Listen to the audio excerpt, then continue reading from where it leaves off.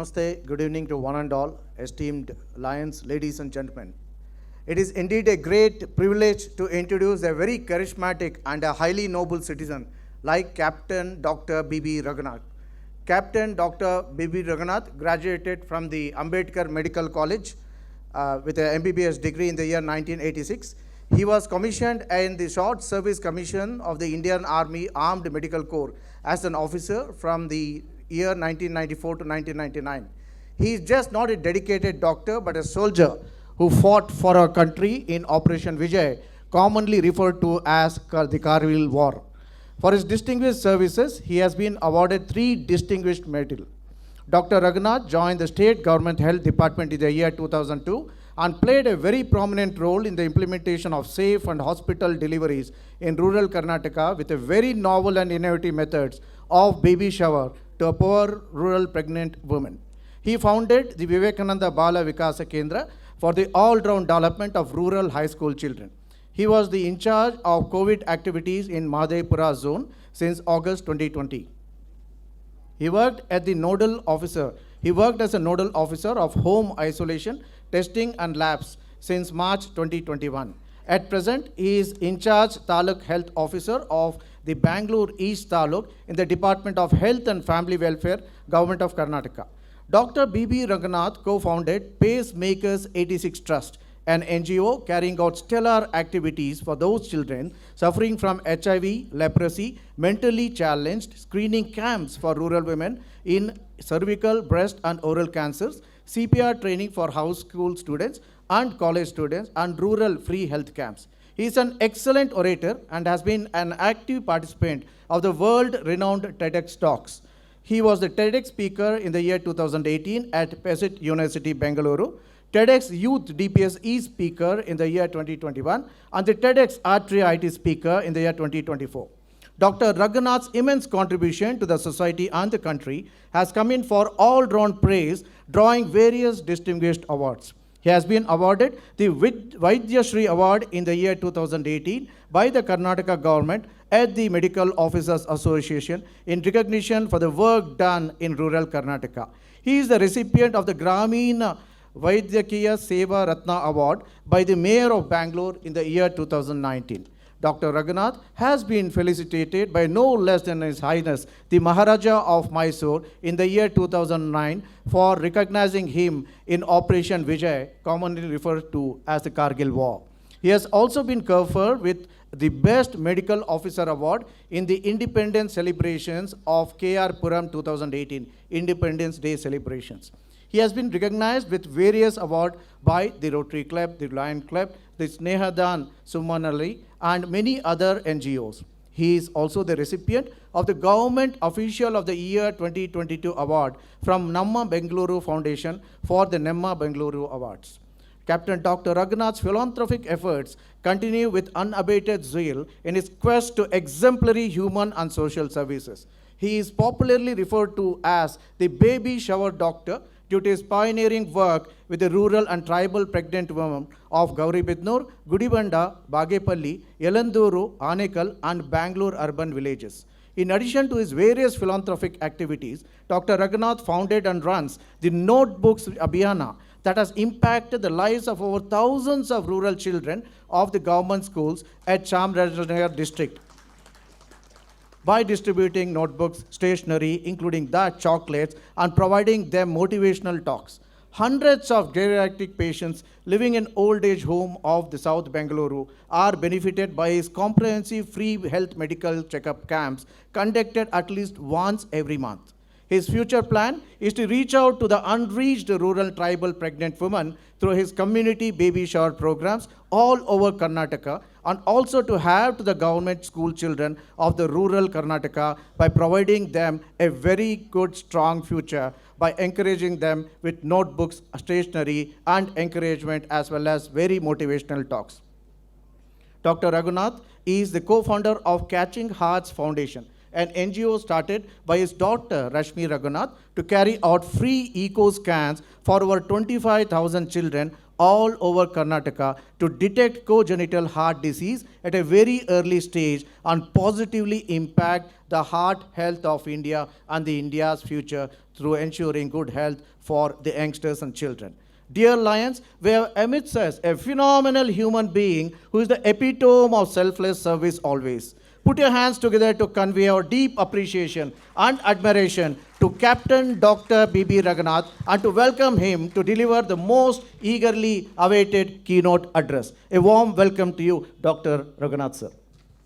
Thank you Girish for introducing a great personality. ಇಲ್ಲಿ ನನಗೆ ಮಂಕುತಿಮ್ಮನ ಕಗ್ಗದ ಒಂದು ಕಗ್ಗ ನೆನಪಾಗ್ತಿದೆ. ಅವರ ಇಷ್ಟು ಸಾಧನೆಗಳನ್ನು ನೋಡುವಾಗ ಹುಲ್ಲಾಗು ಬೆಟ್ಟದಡಿ ಮನೆಗೆ ಮಲ್ಲಿಗೆಯಾಗು ಕಲ್ಲಾಗು ಕಷ್ಟಗಳ ಮಳೆವಿಧಿಯ ಸುರಿಯೇ ಬೆಲ್ಲ ಸಕ್ಕರೆಯಾಗು ದೀನ ದುರ್ಬಲರಿಂಗೆ ಎಲ್ಲರೊಳಗೆ ಒಂದಾಗೋ ಅನ್ನುವಂತೆ ನಮ್ಮ ಡಾಕ್ಟರ್ ಬಿ ಬಿ ರಘುನಾಥ್ ಅವರು ಎಲ್ಲರೊಟ್ಟಿಗೆ ಅವರ ಸೇವೆಗಳನ್ನು ನಡೆಸ್ಕೊಟ್ಟಿರೋದು ನಿಜಕ್ಕೂ we are honoured by your presence over here today sir. ನಾವು it's your time for your keynote address sir. Thank you very much.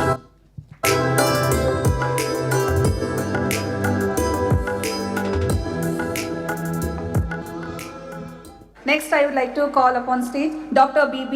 Raghunath, Exemplary Taluku Health Officer Award, Dr. Raghunath. ಇವ್ರನ್ನ simple ಆಗಿ ಒಂದೇ ಲೈನಲ್ಲಿ ಹೇಳಬೇಕು ಅಂದ್ರೆ ಸೀಮಂತದ doctor ಅಂತಾನೆ ಎಲ್ಲರೂ ಕರೀತಾರೆ. ಸೀಮಂತದ ಡಾಕ್ಟರ್ ಯಾಕೆ ಅಂತಂದ್ರೆ ಡಾಕ್ಟರ್ B.B. ರಘುನಾಥ್ ಅವರು ಸಮಾಜದಲ್ಲಿ ಅನೇಕ ಮಹಿಳೆಯರು ಏನು ಸಾಕಷ್ಟು ಕ್ಷೇತ್ರಗಳಲ್ಲಿ ಕೆಲಸ ಮಾಡ್ತಾ ಇದ್ದು ಬಡ ಮಹಿಳೆಯರು ಒಂದು ಸೀಮಿತ ಆಸೆಯನ್ನು ಕಂಡಿರ್ತಾರೆ. ಅವರಿಗೆ ಸಾಕಷ್ಟು ನ್ಯೂಟ್ರಿಷನ್ ಕೊರತೆ ಇರುತ್ತೆ. ಆ ಸಂದರ್ಭದಲ್ಲಿ ಅವರೆಲ್ಲರನ್ನ ಕೂಡ ಹಾಸ್ಪಿಟಲ್ಗೆ ಕರೆಸಿ ಅವರಿಗೆ ಒಂದು ಸಂಭ್ರಮದ ವಾತಾವರಣವನ್ನು ಸೃಷ್ಟಿ ಮಾಡಿರೋರು.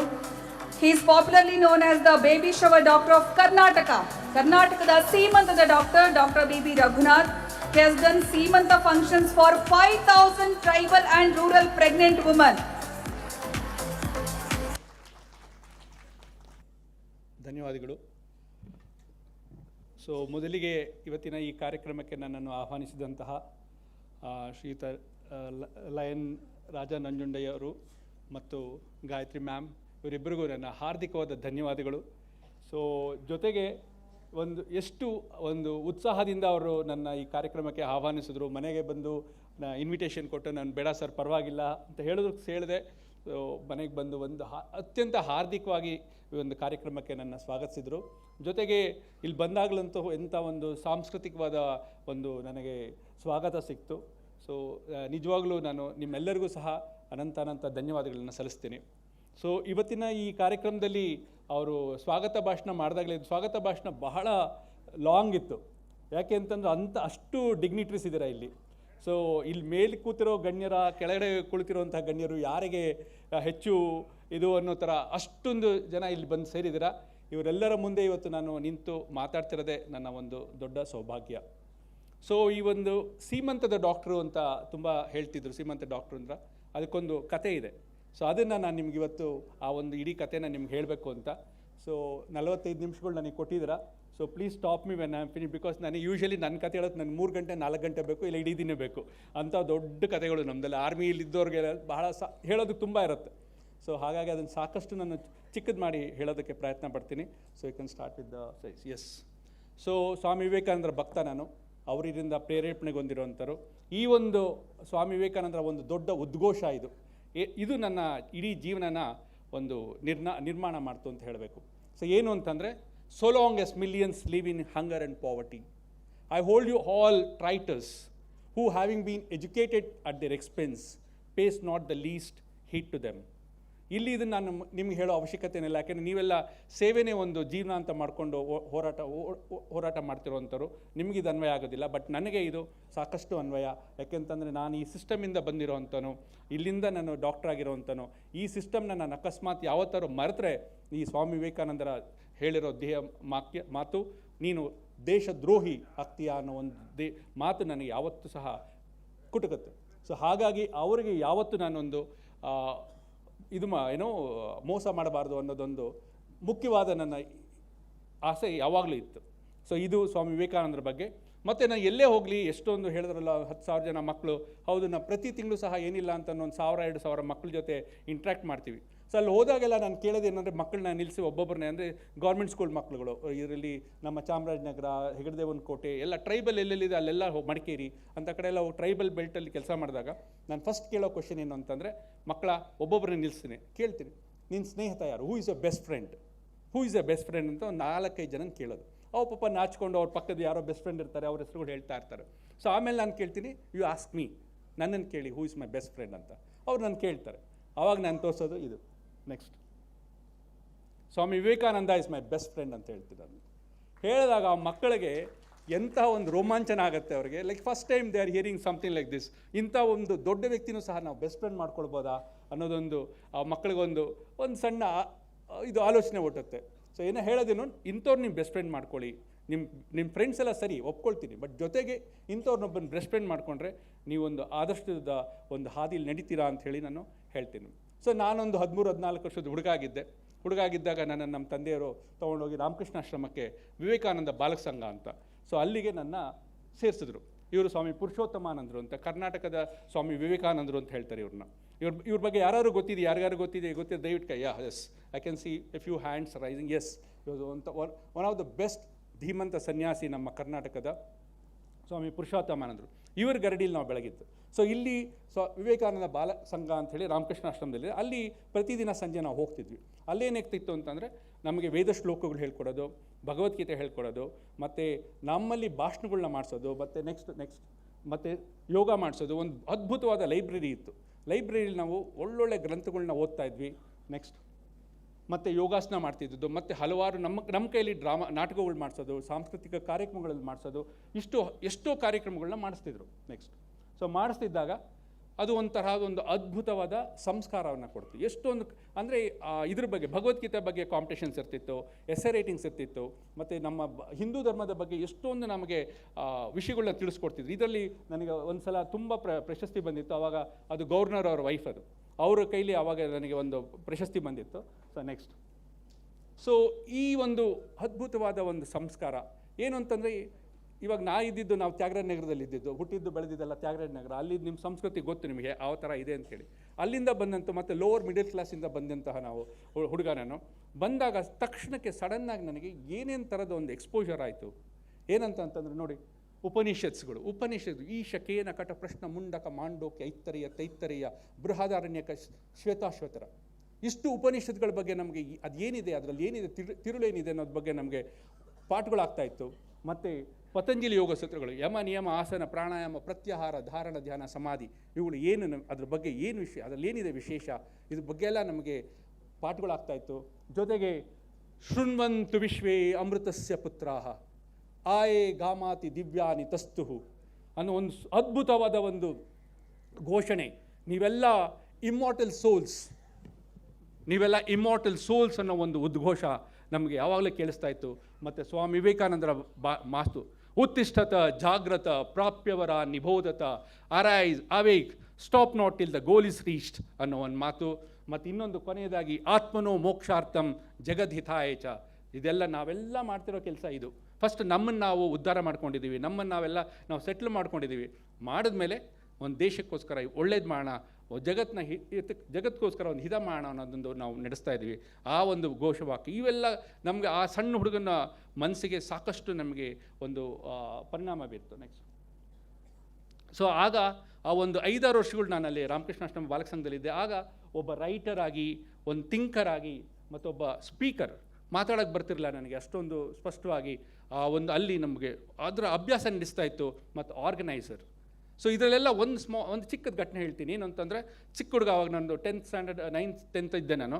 ಒಂದು ಸಲ ಈ ಧೀಮಂತ ಸ್ವಾಮೀಜಿ ಪುರುಷೋತ್ತಮನದು ಮುಂದೆ ಹೋಗಿ ನಿಂತ್ಕೊಂಡು ಹೇಳಿದೆ ನಾನು, ಸ್ವಾಮೀಜಿ ನಾವು ಒಂದು ವಿಶ್ವ ಭ್ರಾತೃತ್ವ ದಿನ ಸೆಪ್ಟೆಂಬರ್ 5ನೇ ತಾರೀಕು ಸ್ವಾಮಿ ವಿವೇಕಾನಂದರು ಚಿಕಾಗೋದಲ್ಲಿ ಹೇಳಿದಂಥ ಮಾತು, ಅಮೆರಿಕ ದೇಶದ ಸಹೋದರಿಯರೇ ಅನ್ನೋ ಒಂದು ಅಂತ ಹೇಳಿರೋ ದಿನಾನ ಪ್ರತಿ ವರ್ಷ ವಿಶ್ವ ಭ್ರಾತೃತ್ವ ದಿನ ಅಂತ ಮಾಡ್ತಿದ್ವಿ ನಾವು. ಸೊ ಅದನ್ನು ನಾವಲ್ಲಿ ವಿವೇಕಾನಂದ ಇಲ್ಲಿ ನಾನು ಆಶ್ರಮದಲ್ಲಿ ಮಾಡಬೇಕು ಅಂತ ನಾನು ಹೇಳಿದ್ದೆ. ಆಗ ಅವರು ಒಂದು ಮುಗುಳು ನಕ್ಬಿಟ್ಟು ಎಲ್ಲಿ ಮಾಡಬೇಕು, ಏನು ಮಾಡಬೇಕು ಅಂತ ಇದೆಯಪ್ಪ ಅಂತ ಕೇಳಿದ್ರು. ಸೊ ನಾನು ಅವರಷ್ಟುದ್ದ 6 ಅಡಿ ಇದ್ದು, ನಾನೊಂದು 3 ಅಡಿ ಹುಡುಗ. ಸೊ ನಾನು ಹೇಳಿದೆ, ಸ್ವಾಮೀಜಿ ನಮ್ಮ ವಿವೇಕಾನಂದ ಸಭಾಂಗಣ, ದೊಡ್ಡ ಸಭಾಂಗಣ, 1000 ಜನ ಸೇರುವಂಥ ಸಭಾಂಗಣ, ಅಲ್ಲಿ ಮಾಡಬೇಕು ಅಂತ ಇದ್ದೀನಿ ಅಂತಂದರು. ಹೌದಾ, ಆಯಿತು ಮಾಡು ಅಂತಂದರು. ಸೊ ಒಂದು ವಾರದಲ್ಲಿ ಒಂದು ಅದ್ಭುತವಾದ ಕಾರ್ಯಕ್ರಮ ನಾವು ಮಾಡಿದ್ವಿ ಅವತ್ತು. ಕಾರ್ಯಕ್ರಮ ಎಲ್ಲ ಮುಗಿದು ಸ್ವಾಮೀಜಿ ಆ ಕಾರ್ಯಕ್ರಮದಲ್ಲಿ ಮಾತಾಡಬೇಕಾದ್ರೆ ಸಡನ್ನಾಗಿ ಹೇಳ್ತಾರೆ, ಈ ಒಬ್ಬ ಸಣ್ಣ ಹುಡುಗ ನನ್ನ ಹತ್ರ ಬಂದಿದ್ದ, ವಿಶ್ವ ಭ್ರಾತೃತ್ವ ದಿನ ಮಾಡಬೇಕು ಅಂತ ಹೇಳ್ದ. ಸೊ ಇವತ್ತು ನನಗೆ ಎಷ್ಟು ಆನಂದ ಆಗ್ತಿದೆ, ಎಂಥ ಒಂದು ಭವ್ಯವಾದ ಕಾರ್ಯಕ್ರಮನ ಕನಸು ಕಟ್ಟು ಇದನ್ನು ಇಷ್ಟು ಚೆನ್ನಾಗಿ ಮಾಡ್ದ ಅಂತ ಹೇಳಿದರು. ಸೊ ಆ ಒಂದು ನಮ್ಮ ಸಂಸ್ಕಾರ. ಈಗ ನೋಡಿದ್ರೆ ನೀವು ಎಷ್ಟು ಜನ ಕ್ಯಾಂಪ್ಸ್, ಎಷ್ಟು ಜನ ಬೇಕು, 1000 ಜನ ಕ್ಯಾಂಪ್ಸ್ ಬೇಕಾ ಮಾಡಿಕೊಡ್ತೀವಿ ನಾವು. ಎಷ್ಟು ಜನ ಎಲ್ಲಿ ಬೇಕು ನೀವು ಕ್ಯಾಂಪ್ಸ್ ಅಲ್ಲೋಗಿ ನಾವು ಮಾಡ್ತೀವಿ. ಸೊ ಅದೆಲ್ಲ ಕಲ್ತಿದ್ದು ಆ ಒಂದು ಬಾಲಕ ಸಂಘದಲ್ಲಿ ಸ್ವಾಮಿ ವಿವೇಕಾನಂದ ಮತ್ತು ಪುರುಷೋತ್ತಮಾನಂದರ ಒಂದು ಗರಡಿಯಲ್ಲಿ. ಸೊ ನೆಕ್ಸ್ಟ್ ಬರೋದು Indian army. So Indian army ನನ್ನ ಮನಸ್ಸಲ್ಲಿ ಹೇಗೆ ಬಂತು ಅಂತಂದರೆ, ನಾನು ಮೊದಲೇ ಹೇಳಿದೆ ನಿಮಗೆ, ಲೋವರ್ ಮಿಡಲ್ ಕ್ಲಾಸ್. ಸೊ ನಾವೇನು ಮಾಡ್ತಿದ್ವಿ ಅಂತಲೇ ನಮ್ಮ ತಂದೆ ತಾಯಿ ಜೊತೆ ಟೆಂಟ್ ಸಿನಿಮಾ, ಚಾಮರಾಜನಗರದಲ್ಲಿ 5-6 ಟೆಂಟ್ ಇತ್ತು. ಸೊ ಟೆಂಟ್ಗಳಿಗೆ ಹೋಗೋದು, ಅದೆಷ್ಟು 50 ಪೈಸೆ 60 ಪೈಸೆ ಇರುತ್ತೆ, ಮುಂದೆ ನೆಲದ ಮೇಲೆ ಕೂತ್ಕೊಂಡು ಪಿಕ್ಚರ್ ನೋಡೋದು. ಸೊ ಈ ಥರ ನೋಡ್ತಾ ಇದ್ದಾಗ ಪ್ರತಿ ಪಿಕ್ಚರಲ್ಲೂ ಒಂದು ಸೈಡ್ ರೀಲ್ ಅಂತ ತೋರಿಸ್ತಿದ್ರು, ನ್ಯೂಸ್ ರೀಲ್, ಸೈಡ್ ರೀಲ್. ಅದರಲ್ಲಿ ಏನು ಅಂತಂದ್ರೆ ಅಲ್ಲಿ ನಾನು ಫಸ್ಟ್ ನೋಡಿದ್ದು ಆರ್ಮಿ.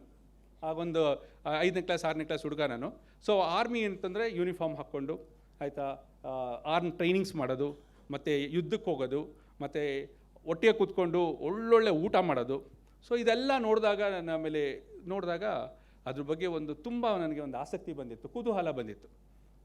ಮತ್ತು ಮನಸ್ಸಲ್ಲಿ ಸೇರಿದ್ರೆ ಈ ಆರ್ಮಿಗೆ ಸೇರಬೇಕು ಅನ್ನೋದೊಂದು ನನ್ನ ಮನಸ್ಸಲ್ಲಿ ಬರ್ತಾಯಿತ್ತು. ಸೊ ಜೊತೆಗೆ ಈ ಸ್ವಾಮಿ ವಿವೇಕಾನಂದರ ಒಂದು ಪ್ರೇರೇಪಣೆ. ಸೊ ಎರಡೂ ಸೇರಿ ನಾನು ಏನು ಯೋಚನೆ ಮಾಡಿದೆ ಅಂತಂದರೆ, I wanted to give the best of my years, the prime of my years, youth to the Indian army. ಆ ಒಂದು ಟೈಮಲ್ಲಿ ಏನಾಯಿತು ಅಂದರೆ, ನನಗೆ 3 ಅಪಾಯಿಂಟ್ಮೆಂಟ್ ಆರ್ಡರ್ಸ್ ಬಂದಿತ್ತು. ಒಂದು ಕರ್ನಾಟಕ, ಈಗಿರೋ ನಾನು ಕೆಲಸ ಮಾಡ್ತಾ ಇರೋ ಕೆಲಸದ್ದು, ಮತ್ತು ಅಸ್ಸಾಂ ರೈಫಲ್ಸಲ್ಲಿ ಒಬ್ಬ ಡಾಕ್ಟ್ರಾಗಿ, ಮತ್ತು 3ನೇದು ಇಂಡಿಯನ್ ಆರ್ಮಿ, ಅದು ಶಾರ್ಟ್ ಸರ್ವಿಸ್ ಕಮಿಷನ್, 5 ಇಯರ್ಸ್ ಅಷ್ಟೇ. ಸೊ ಎಲ್ಲ ಹೇಳಿದ್ರು, ಅಯ್ಯೋ 5 ಇಯರ್ಸ್ಗೆ ಹೋದ್ರೆ ನೀನು ಬರ್ತೀಯಾ, you will back to square one ಆಗ್ತೀಯಾ, ಬೇಡಪ್ಪ ನೀನು you join Karnataka government service, ಇದು ಒಳ್ಳೆಯದು ನಿನಗೆ ಅಂತೆಲ್ಲ ಹೇಳಿದ್ರೆ.